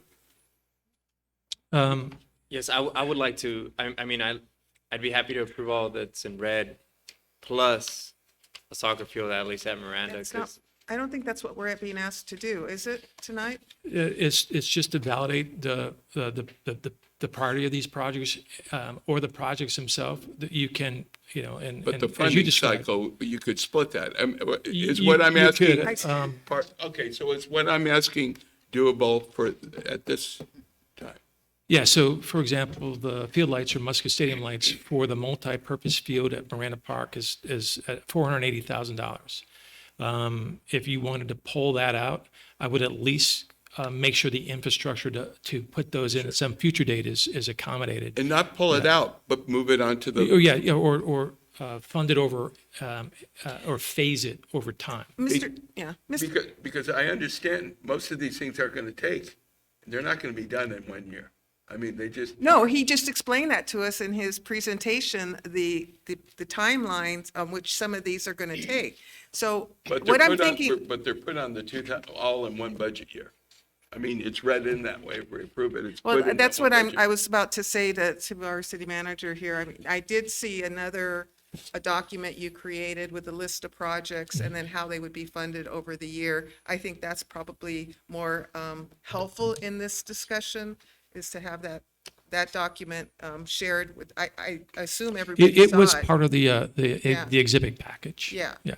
So that's what we should be considering. This is not an either or. It included choice here. 75 projects that have general fund funding components. Can you take the sentiments from council that are being made tonight and incorporate those into the general plan? If we move approval on this, can you somehow come back and, I don't know if I can. yeah? Okay, so. Because, I mean, you guys want to break up projects and kind of change priorities and then introduce new things, and it just seems too late in the process Okay, so- to do some I of think, that. I think the better approach would be, in these funding years, let's say that staff in our constraint version of the general fund, that there's $4.7 million in projects. And we come back for a capital budget discussion. And that's the time where can we break that project up and then move the rest of it. So the bundling integrity is consistent until we get to the capital budgeting phase. And then we can potentially break that up if it's even reasonable that you do that, or merge or combine it with something else. Okay, so then I had one other thing as we move forward. The Bubbling Springs Youth Soccer Field, and I'm addressing with what Councilman Gama said, and then some of the sentiments that I've heard from the community. And this is more of a philosophical on how we utilize resources. At Miranda Park, what is the concept of having that a soccer field primarily? And I've heard a lot of sentiment that it'll be a major construction renovation project to make that a multi-use field while it's existing right now as a Little League baseball fields. And to do the real, so what my goal is there a way to keep Bubbling Springs baseball fields already set in line and making Miranda Park soccer fields? I mean. Well, the soccer fields at Bubbling Springs has a U6 and a U8 size field that are turf. And they're the only, true fields that can fit into the narrow finger of Bubbling Springs that ends at the community center. What about indoor soccer? I mean, they have smaller fields too. 5-on-5 soccer. Yeah, like futsal. It's like a basketball court, but yeah. Maybe I'm trying to envision, maybe someone else can help me out. Where do you envision where the U6 field, would they intersect with the existing baseball fields, or are they in a completely different No, they would location? be at the complete other end. Okay, so. And then there's enough room for that? I'm just throwing it. Have you looked at all of this? Yeah, but Okay. I have. Okay. And the thing, I've also heard like additions along the way. For example, in that swap, you have the dog park, you have a community garden that I've heard thrown out, and then I've heard the U6 field. And that's a very small area to do all that. And so something has got to give. This document shows exactly where those These amenities the are. sections that everything is going to go in. This is the dog park with all the trees. This is the play field, and this is the parking lot. I guess the only thing that I would add would be Dewar Park, just because there's nothing Right on here, there for where these the trees 5 are. years. In the middle. Probably that would be It's supposed to be with the dog park. an operational budget component. And that's our, irrelevant to the big this task team, that specifically looking at park maintenance and improvements, would look at Dewar Park and make a gap analysis in terms of what it should be and where we are, and then put a plan together to accommodate that. So that would be an operating budget. Okay. And then the last question is, there's nothing on there for lighting at the Miranda Park basketball courts? The Parks Master Plan and the CIP plan here does not have lighting at the Miranda Park. It is bracketed with lights on the fields and then on the tennis court, but not at the basketball court. Estimates based on the lights at Boker Park full court basketball court is $18,800, and that would be assumed to be close to the price tag to put lights at the basketball court there. So maybe there's a different way to fund that down the road, maybe through the community benefit fund or something like that. But that's not a capital project either, is it? It is a capital project. The $18,000 project? Yeah, So over 10K. So that's probably, I guess then that would be the only one that I would want to see added. Even if it's not one of the ones in red, just because, I mean, we have some lights at the tennis courts. I think we should have some lights at the basketball courts. Well, we also need some lights eventually at the Bubbling Creek Play Little League field, but that's. We've been working on this for I don't know how many years, this master plan, and to come in now at the last minute and start adding projects, I don't think that's what we're supposed to be doing tonight. I don't know. So if I may. Is that what you want to hear from us? I mean, yeah, if you want to modify any of these that's what it says, projects, modify. that's fine. Okay, so going back to, I asked a question earlier when there was a slide in your presentation on a Little League Bubbling Springs. And I asked if all those, if we're going to continue on with the same amount of fields moving forward. I think the answer was yes. Yes. Okay, so if the plan is the soccer down and somewhere along next to the community center. Right. Is that what you're saying? And please don't tell me you're going to recommend taking out the 2 native trees right there. No, in fact, and the consultant we used was adamant about no tree removal. So these fields, Well, I think these fields are packaged in between the existing vegetation of mature trees. Yeah, but we do have tree issues. That's the dog park area where the trees are. And where the trees are more dense in the middle of that dog leg. But how could you put a soccer field and not remove trees? It's just, there's no way. I mean, there's too many trees. Anyways. Leave it for I the think- experts to figure out. And that, well, you know, and I think that has been a problem for the city. All you have to do is go look at the landscape project that they did on Surfside Drive that is no longer. And there's a leftover irrigation system there, and there's a large amount of square footage that is not landscaped. It's dangerous. There's still sod, nylon stuff coming up that people trip on. We remove it just about every week when we're doing beach cleanup. So I think we do need to be very cautious with what people are recommending, because we don't want to repeat the mistakes of the past. I mean, because that was a major project that, you know, was gone and was wasted money. So can we approve what staff believes is critical, the red? I don't think that is a budget.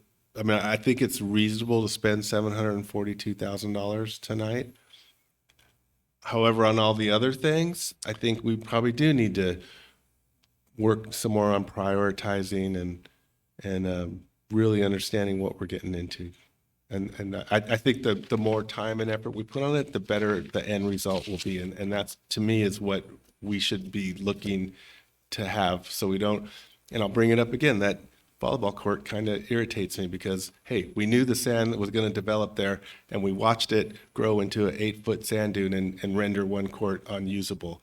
And I think that makes us, council, and, you know, we need to do better, I think. So as a way to move on tonight, can we do that? Can we consider a motion to pay for the items in red? I'd like to make that motion myself. council's Any other privilege comments? is to make motions and approve things. I gave you a range of options and the opportunity to modify priorities or the packaging and the nature of some of these projects. And so it's council's prerogative and right to motion and I'd like approve to- any of that stuff. I would agree with the red to start now, and obviously we'll prioritize the rest of them later, but I would like to see, because I did not know how many people use our tennis courts on a regular basis. Maybe add that one over.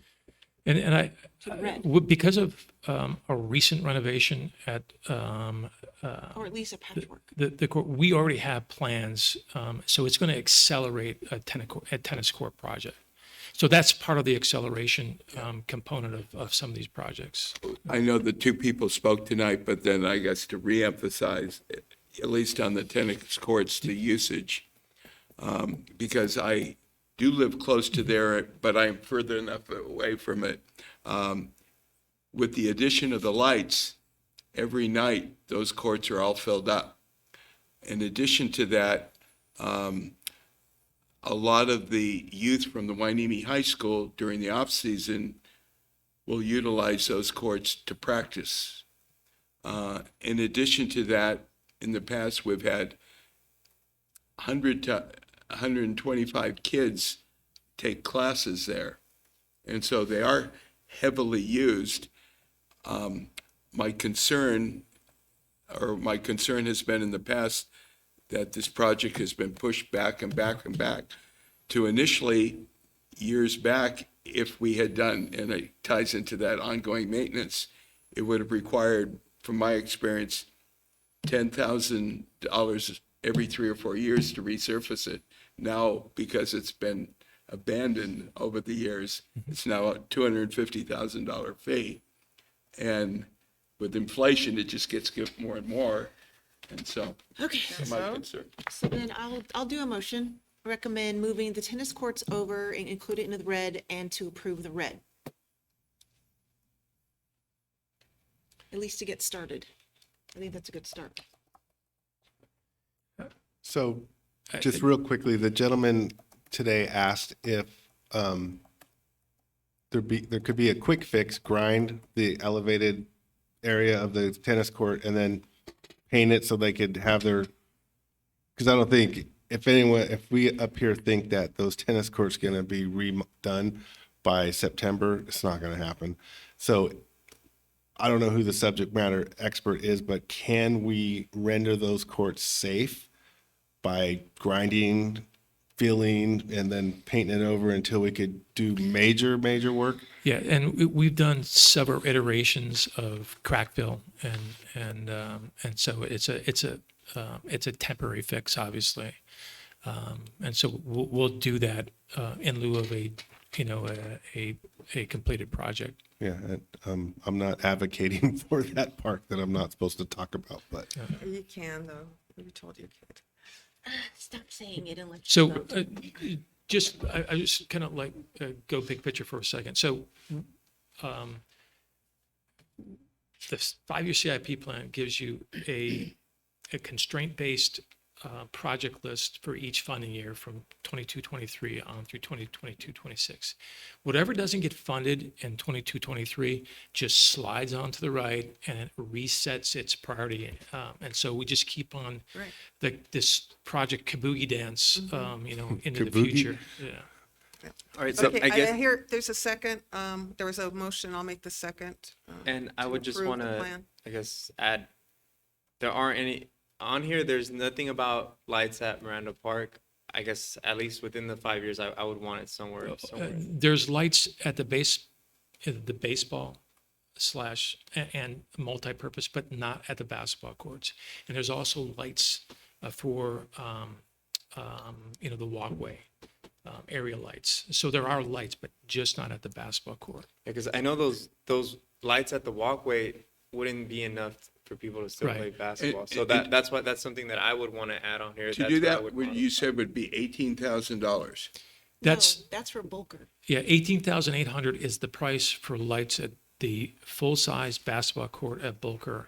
I'm just assuming, and again, these numbers are dated about a year, but I'm assuming it would be the same, Okay, the so the same similar, 18,000. configuration at Miranda that we would have at Bulker. And I would actually approve that amendment to add those two things to the red. And there's multiple courts at Miranda, so it may be a little bit more. And so here's my philosophy behind that. There's been a number of issues over the years as far as the use of that facility at night and the antisocial, activity that we don't want to encourage. And by implementing lights at basketball courts, implementing we already have the lights at the tennis courts, but get them so they're even more operational and more safe at Lifetime. You're going to have more activity there, which in turn will balance out, some of that antisocial activity from my experience, because when there's activity there, there's not going to be that antisocial activity. When there's lights there. Yeah, when there's lights. So people playing basketball, people playing tennis, you probably, from your experience, that's where the people who are going to do bad things Yeah, I aren't hear going to you. go. I hear you. Okay, so So then. Okay, we have a motion In and a a sec. second to spend $1 million, right? Because we're moving the tennis court over to the red. And make some adjustment for the basketball lighting. I don't think we could do that. It's 18,000. We can do that. It's already on there for Bulker. It's on there for Bulker. Well, he Bulker wants is it for only Miranda. 18. Miranda means it's going to be closer to about 40 to 50. Yeah, One 'cause set of you got lights. two courts. You got two courts at Miranda. Well, I can say, since those lights have gone in, it really has contributed to a more family-friendly, the amount of kids there at night, it's pretty cool. Okay, so then I'll amend my motion, all the red, add the tennis courts and lighting for the basketball courts at Miranda. Second, beach to it.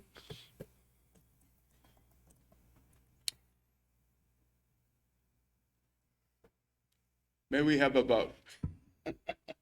I'm sorry. Councilmember So I just Perez. want to make sure that we clarify, because we have the entire plan, not just, because we're talking about a capital budget for 22. I want Yes. to make sure that we're approving the The entire entire, yes. Yes. Yeah. 5-year CIP plan. And now what we're really doing is approving a capital budget that, we just talked about the general fund, but we have all the other. Yes. Okay, all right, Yes, we're just reshifting the timeline okay, all right. And adding a and adding a. possibly $40,000-$50,000 So project my understanding was that that we wasn't on the list before. are approving the red list We're approving the red list as a priority. as a priority to get it done, because these are, right? And Minimum- then, Yeah, the minimum General fund projects plus tennis courts, plus a new project, which is lights at Miranda Park. okay, And all the other projects will get done In their own funds, from their own funds. Yeah. later, but not this year. I just want to Not this protect the next year. general fund. We're allocating a little over $1 million in expenditures, and I don't know, most of it's going to come from the general fund, correct? Yep. And so we need to slow roll the rest of the projects. We have a number of ARPA projects that are in the pipeline that we need to get done. And we need to be very conservative in our spending as we move into this uncertainty over the next couple years. So that's And we are also funding the projects from the other funds. Yeah. Yeah, these, right. There's no one's going to just. Snack bar's already in there. It's Yes, already. snack yeah, bars snap take- bars are. taking And it so, down. I mean, The this is. baseball fields this are going to is- be renovated. I mean, This is a we're huge shortcut, moving. because Right. now I don't have to come back and do a capital budget. But what I do have to do is do the detailed planning, and then come back and make sure that the rough order of magnitude costs and the work scope supports the list. So I still have to come back and approve the detailed plans for each one of these approved projects. Okay. slowly. Well, The details, Well, okay, so we let's have get a a, vote. you have a motion. I think I just asked for a motion. You have a No, we motion? already have a motion. You already have Ready We have to a second. vote. Then we haven't got to the vote. We have two What? motions. two motions and seconds on the table. Okay, so I'm amending, okay, No, no. You're gonna take the last motion made, which is To approving all the items in red, adding the tennis courts and adding lighting for the basketball courts at Miranda. Okay, so that's our motion. that's the motion that's currently going to be voted on. Okay, and we have, who made the initial motion? I did. Take the vote. And who made the second? Wait, is that including, I just want to make sure I'm including all the other funding projects. Does that motion include that? No? That's the whole project, this whole It's thing only, plus. it's only, no, we're only talking about the red. If That- a third motion is made, Okay. okay, we will handle the third motion first, because we can't withdraw the other motions because they've all been seconded. If the third motion is not what you want, do not vote for it. If the motion that's going to be made right now passes, then we'll go back to the second motion and so on and so forth. So I implore you to make and second the motion you actually want. Okay. Okay, so we made, okay, so So the motion motion is is for standing those right things, now. what you just mentioned, right? Repeat the motion, what's on the table right now. The current motion is to approve all the items in red, adding the tennis courts and adding lighting for the basketball courts at Miranda Park. Okay. Okay. And Councilman Perez, you made that motion. Yes. And who made the second? It was Councilmember Gama. Councilman Gama. May we have a vote? Councilmember Perez, Yes. Councilmember Gama,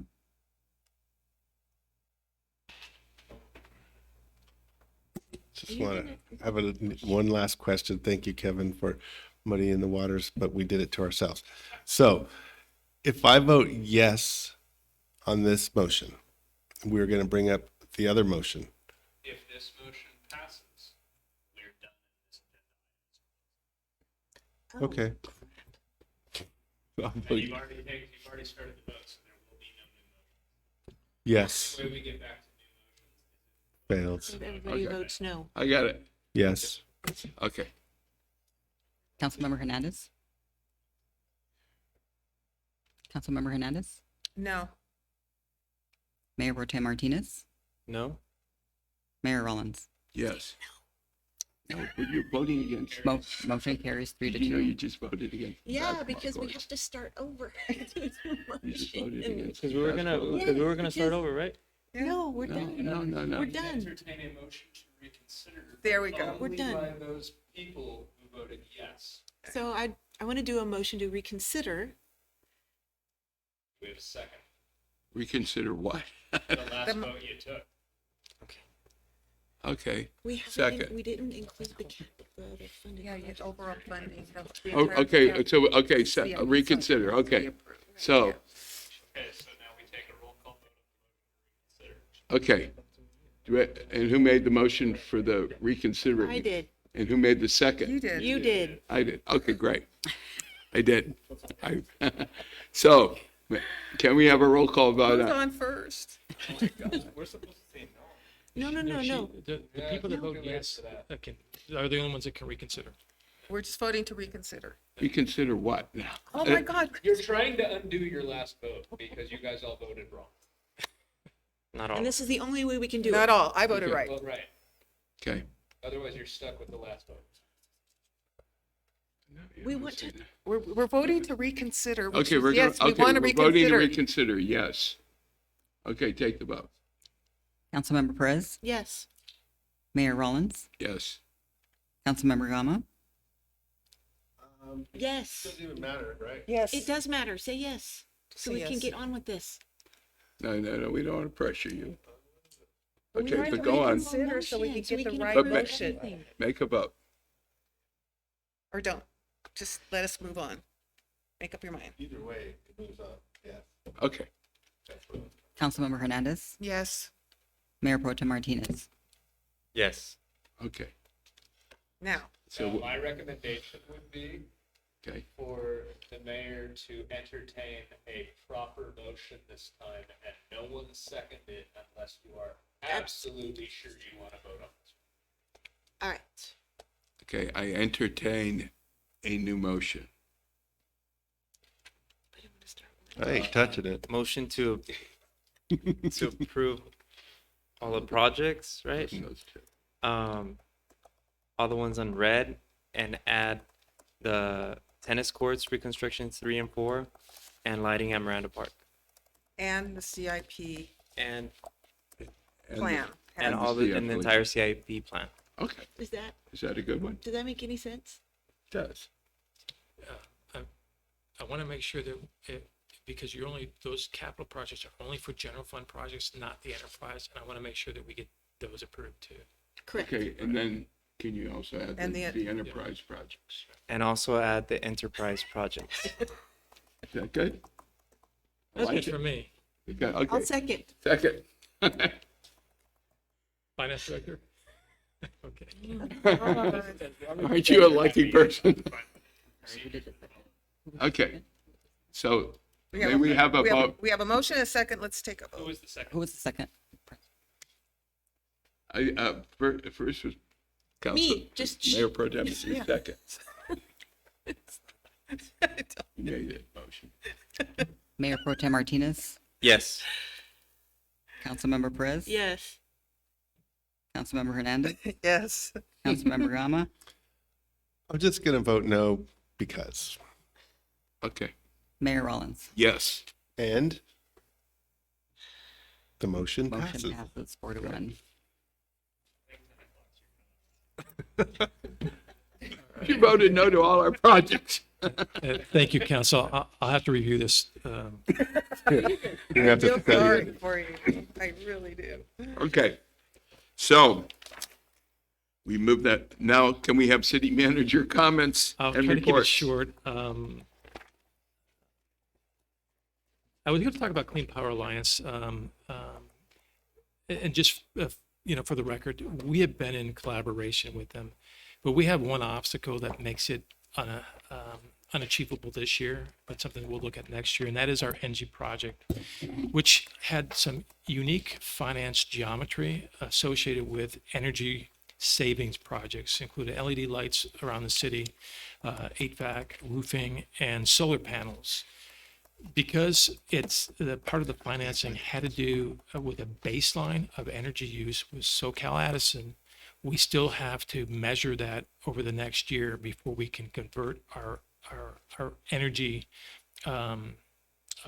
suppliers any differently. And so that's the reason why we have not, and we explained that to the Clean Power Alliance and those other agents.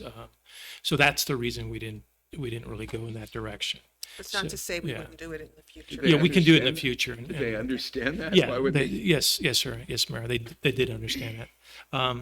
I want to, part of the evolution of the beach, Wendy Beach Park, skate park, is do a demonstration using a mobile skateboarding apparatus and to see what the user demographic is and interview those folks. It was initially planned at the beach park the same day as the NAMI Walk on the 21st. It's been moved to Miranda Park.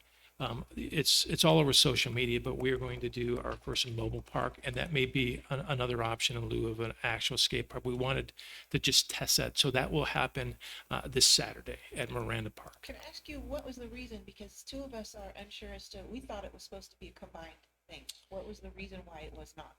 No response from- Maybe our deputy city manager has an input. I'm not exactly sure. Staff experienced some difficulties in attempting to coordinate the events in the appropriate amount of time to plan for the event. I know that some of the activities were running through the community development department. We were trying to get a hold of information about the planning for the event, the location and the setup. Staff didn't receive it in the time needed to provide information to the vendor so that they could do what they needed to do.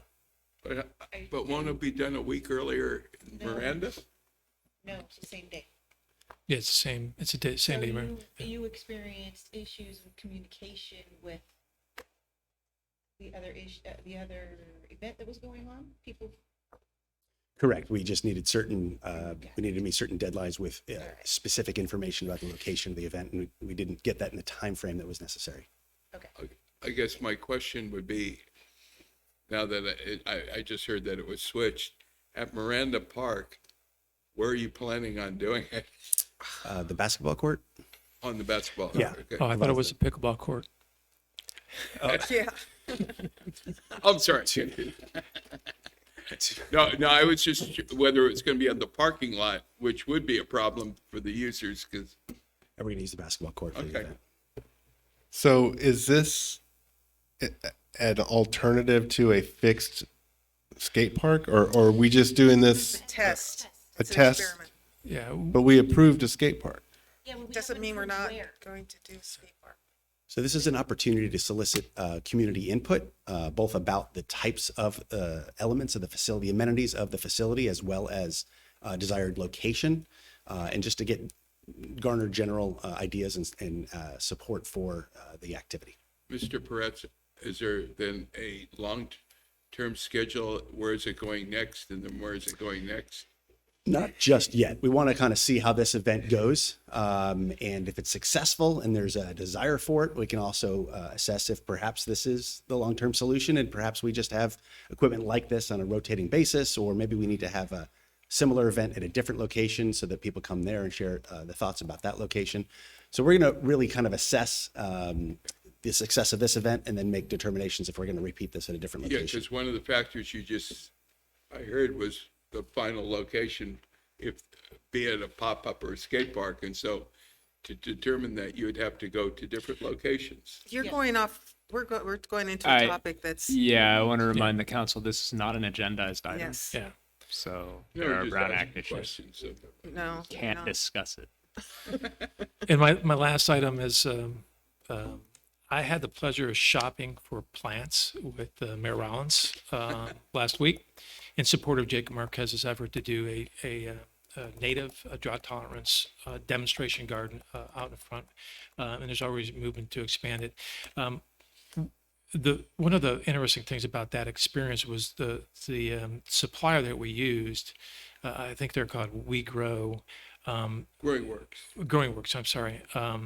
Number one, they were of all the nurseries I visited, probably in the last month or so, and I've been to a lot of them. They were the most knowledgeable, experienced, and more importantly, their efforts go into kind of our wellness theme, and the proceeds and profits from their activities goes to mental health initiatives. And so it's a great resource, and we'll put when we get the signage, we'll include them as preferred sponsors for our native plants that's drought tolerant research. Yeah, really nice. And that concludes my city manager comments. Thank you. Yes. We're moving on to comments, right? First of all, I am so proud of Jacob Marquez. His public comment tonight was amazing, and I've learned a lot from Jacob, and he is a force to be reckoned with. And I just learned the other day when I was spending some time with him in Bubbling Springs picking up trash that the sycamore trees on Pleasant Valley from Ventura Road to the base gate are native California sycamore trees. Yay! The sycamore trees on Ventura Road are not native. They are the Pennsylvania brand, right? So in our quest to be water wise and all that, Jacob is teaching me. I'm learning from him, and I really appreciate his passion and what he's doing, and I really appreciate the fact that we are beginning to examine drought tolerant vegetation and put it into place, and take care of all those things. So just congratulations to Jacob working with us. At the VCOG meeting last week, we had 3 presentations on water, and the presentations came from Casitas, Callegas, and the state water. I had these all printed out, but Mr. Mayor Rollins took them home. So I had to do a quick print. But my hope is that we could invite each one of those groups to come over to our city and make the presentation. So we heard from John Lindquist, the senior hydrologist for United Water Conservation District, and his take on the drought was very interesting. He said, in the last 200 years, we have experienced, for nearly 200 years of California's written history, records 6 wet periods with major floods, which have run their course and were followed by periods of drought. So his presentation was like, this is nothing new. This is normal. This is what happens in California. And so eventually we'll have more rain. And then we heard from Lake Casitas, and their take was quite different. Like, you know, we are dangerously low, and it's true, right? Kevin spends a lot of time there, so he knows. And then we heard from the groundwater people, and the groundwater is where all the action is in periods of drought. And so, in looking at the level of the groundwater right now, it's not as bad as you would think it is. But if we continue in this drought cycle, it will get to historic low levels. And so there's good news and bad news depending on who you're talking to. And I think maybe we could invite each one of these to do the same presentation here. Maybe not all the same night, because it'll make for an even longer night than tonight. But there's a lot to learn about water, and it was fascinating to hear these different angles on our drought situation. But the good news is that it's fairly normal. David Coswell left a tin with me, and he wanted me to pass it along, and for each one of you to take one of his pieces of artwork and take it home and put it on your wall. And so I'm doing that. Today is a big day for me, because today is a day that I have been deemed an official cancer survivor. You believe that? 5 years. So I wanted to share that earlier as an inspiration to anybody out there that's being faced with a diagnosis, a family member. If I could do it, you could do it. And, love life, live every day to the fullest. And, it's a pretty good feeling to be 5 years out from that. May 16th, 2017.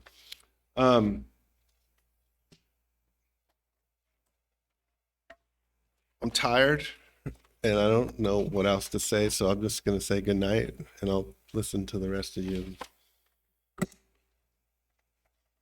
Okay, I'll be fast. I got 2 of them. Oh, good. I like these 2. All right. Okay, just some events that I attended. The Boys and Girls Club Futures for Kids. We heard Astronaut Hernandez speak. That was just an awesome morning. I was worried about whether or not I'd get up on time because it was so early. But thank you, Misty, for our Councilwoman Perez, for inviting me. It was a good morning, and I was glad to be there. That same day, I attended the Peace Officer Memorial at the Government Center, and was really touched by Mara Kelly's words, who was married to Eugene Kostychenko, who was killed by a drunk driver. I think, was it 2015? Anyway, gone too early. Eugene, I hired Eugene when he first came to the county of Ventura, and he worked for me for several years before he became a deputy. And so it was really a great ceremony. If you haven't attended, they hold them every year, and they're really good and impressive ceremonies. I'm getting tired too. I also participated and attended the World Trade Week conference. That was a really good day. The port did a great job in their program and their speakers, and learned a lot about some new technologies that are happening out there to help keep our oceans clean. Sunday, I attended the Friends of the Library annual meeting, and heard Beverly Kelly speak about how our name, Port Hueneme or Hueneme, originated. So it was very informative, and there were some other historians there who lent information to the discussion. So it was a really good afternoon. While I was at the Government Center, Supervisor Carmen Ramirez invited me to her office, and she wanted to talk to me about the continuum of care and our participation on that Continuum of Care Advisory Board. And I have not had a chance to finish that application, but I will. I will get that to you, Mr. City Manager, as soon as possible. I've also been invited to attend an Oxnard housing meeting. I think it's related to the Homeless One-Stop Center. It's going to be happening this Thursday, so I'll report back once I have more information. I also would ask that we close in honor of Asian Pacific American Heritage Month, which was also this month. And we are moving now into June, which will be the LGBTQ month. So I imagine we'll be raising the pride flag again this year like we did last time. So I hope that happens. The Sand Summit plans, Councilman Gama and I are on the committee to plan the Sand Summit. Mark Baylor from Beacon has already developed a proposed agenda, and we're looking for a date. It'll be a web-based program, so lots of people will be able to attend. So the planning is in process. And then I had a question about the city's COVID prevention program company document, and I wondered why that was not brought before City Council for approval, since it has to do with city policies related to how we respond to COVID. You don't need to answer now, but maybe at another time. I was just surprised. I mean, how policy oriented it was, but it never made it to us, but it is in our files. So I just thought it was something that should have been brought to council. And I missed the SCAG conference because I had to take care of my mom, but I'm sure Councilwoman Perez represented us well, and we'll talk about it. So that's all I have. Thank you. So yes, I just have a comment about reminding the community and everyone that we're in a drought, and we're a level 2 drought, and it was not a city decision to make everyone cut back to kill the grass. It was mandated by the state. I know there's some false information out there, so I just wanted to let everyone know that we are being required to cut back twice a week for 15 minutes, and unfortunately, everybody's grass is going to look the same by the time this is done. The SCAG conference was a nice place. I find, unfortunately, that many of the committees that I'm on have a lot of great informational seminars, but they have very little to offer our unique issues. And I find that more and more when I go to these conferences. I wish, and I put in recently when I got back from that, requests and different ideas of more ways that we could get more information out of it and it'd be useful to us, because I think we pay into being a part of SCAG. So it would be nice if we had more information coming out of this that would help us. Like the housing is a big thing for many of these meetings, and they just don't really have our unique issue, so they're not really helpful for us. But it's a nice event. So I'm hoping for better resources next year.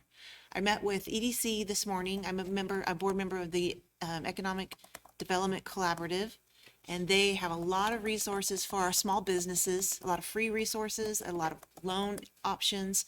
And we worked out a plan as to what we can do to try to help our own small businesses. And they're going to create a team and come in and meet with each one of I'm going to introduce them, because they offer ways of being able to teach you free QuickBooks and other items like that for the small businesses who may not know this. So they have a lot of stuff that our businesses don't know about. So we're going to go one-on-one and meet with them and try to develop that relationship so they know that the EDC is a great resource for them. They also are going to try to reach out with the port and our chamber and to see what can be done with regards to that issue and how we can get that rolling. So that was a good meeting I had this morning, and I'm very hopeful with that. And they also have a lot of information about name change and just people that have specific backgrounds about that are going to be giving some resources on that as well. So I'm tired. So is there anything else? I can't remember. NAMI Walk. Oh, yes, NAMI Walk is this weekend. Oh, well, I was going to say the fundraiser. That was my first time fundraising at the Boys and Girls Club. I think I did pretty well for my table. But first time, but it was a lovely event. I'd never been at the Heritage Center in Oxnard. That's a beautiful location. So NAMI Walk is this weekend. If you would like to participate in the walk, please go and register. It'll save you time from having to do so at the event. There will be a lot of resource tables, a DJ Apple Juice, if anyone knows about who he is. And then the walk, obviously. I think there'll be food trucks. I'm not sure, but it should be a fun event. It starts at 9 a.m. So please come and sign up and participate and buy a t-shirt. That's it. For the REACH board, we're taking applications and we're gonna be interviewing 2 people at the next meeting. Not sure if you guys can hear me. So I'll say it again. So we're inviting 2 of the applicants at our next REACH board meeting. And I also want to mention that this past Sunday we had the 3-point contest, which I thought was lots of fun, even though I'm pretty sore. We had about 20 people show up, so I thought that was pretty cool. Probably capping it at like 25 participants. So that's the goal, to get some more participants. I passed out some flyers at Hueneme Elementary School District and Hueneme High School. And I think that's about it. Okay, I'm just going to talk briefly because some of the council have already brought these things up. I too attended the police memorial event at the county. I was really touched by the outflowing and the number of police officers since the early 1900s who have passed away in the line of duty. Luckily, nobody from our police force in Port Hueneme has ever passed away in the line of duty, and I hope that continues. But I was impressed for the color guard, the horses, the 21-gun salute, the guard dog, and all of the other types, the flyover. It was really a prestigious event, and I was touched by listening to the story. I actually inducted the officers for the Friends of the Library this past Sunday. It was a very interesting story about the various progression of name changes from the Wanamu that was initially what the Chumash called, and how it became Hueneme, and how it became Port Hueneme, and the different thought processes and the controversy that happened throughout the years from different things. So, and then one of the things I'm hoping that staff comes back, and I know they're doing a good job on it, is there was a big interest as to the progress of the museum and how we're progressing with that. So that's a topic that was high. From REACH, I'm going to tie into the NAMI. Sharon, who is here tonight, and myself, we went to the senior exercise, and in fact, they're going to be participating in the NAMI Walk, both physically and then also donating. And so that's it's kind of nice to get, the seniors are very touched by the cause, and so they want to heavily get involved, so that's great. Air pollution control meeting, I went to that. And the one interesting thing to do is they've purchased these devices now that can tell pollution, even if you can't smell it and you can't see it, but they can perceive it with these new machines. So they're going to be putting those out in different areas to make sure that we have nice, clean air. I mentioned with Jacob, it's kind of, if you go down across the thing, you'll see some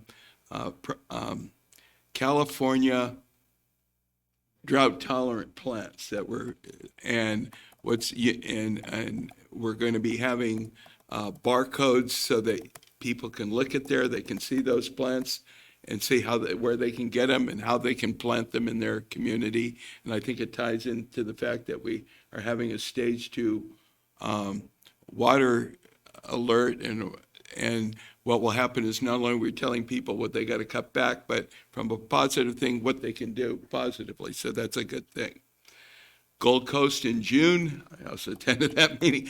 One of the interesting things, if you guys would like to go sometime in early June, they're going to be having a demonstration of a hydrogen vehicle bus. So you can ask about it, and you can actually take a ride on it. And that's the direction that they're going, is to hydrogen for the big buses, and for the little small buses for like senior ride and the late night thing, they're going to be going with electric. And they figure hydrogen, while it's more expensive now, the price will go down, and in the long term, it's a better situation. That's it. Excuse me, Mayor. I respectfully request to add one comment that I forgot. Okay. We had 3 members from our IT/media team, Scott Madelon, Curtis Fitchner, and Aaron Wiedemeyer, have an idea and a concept to develop a hybrid capability in our chambers, so that we could have greater participation from the public, but also it's a great benefit for staff to be able to do this from other locations. And I want to make sure that those 3 individuals, particularly, plus there's a lot of cameo appearances from people during test and experimentation, so that we have this hybrid opportunity. So, yeah. And I think it was quite successful for our first go-round. We had people from the outside. Yeah, we got to look at Gabby Basua for a really long time. Yeah, Gabby, you're here, good job. Her ability to hold that smile for this whole time is just amazing. She's been smiling at us the whole time, and keeps us positive. You guys are all welcome. Thank you, Mayor. She's still there. Laying on her couch in her PJs with her slippers. No, she not. She looks just like that, just totally alert. Well, you do look lovely and very positive, and your smile is great. I too forgot to mention one thing. Congratulations to Hueneme High School baseball team. They're advancing to tomorrow, the semifinal. They win tomorrow, they're in the final. Unfortunately, I think the game, where's the game, Bobby? Is it in LA somewhere? And I was going to try and make it, but any of you Hueneme baseball players out there, go get them, and we're rooting for you all the way. Okay. With that, oh yes, agenda items. Any future agenda items? One request, can we agendize the skate park so we can have a full discussion about what is and what isn't going on with it? Can we have it after all of the different pop-ups? And then maybe get all the information that we've been getting? Sure, yeah. So that's a second, basically. I'll second that. All in favor, say aye. Aye. Okay, great. Okay. Okay. Any other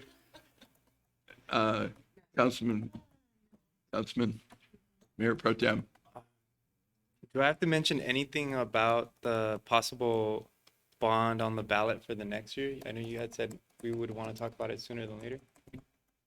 Yeah, if that's something that council would want to talk about, I would strongly recommend you start thinking about a bond measure at least 18 months in advance. They are very complicated areas of law with lots and lots of precision written legal instruments. Okay, can we agendize the bond on the ballot? In a timely fashion. Second? Second. All in favor? Aye. Aye. Okay. I have no agenda items. So,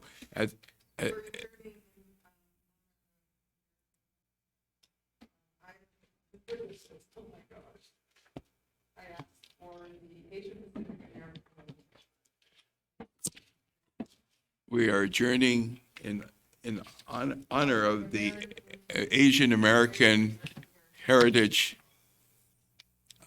So the meeting is now adjourned.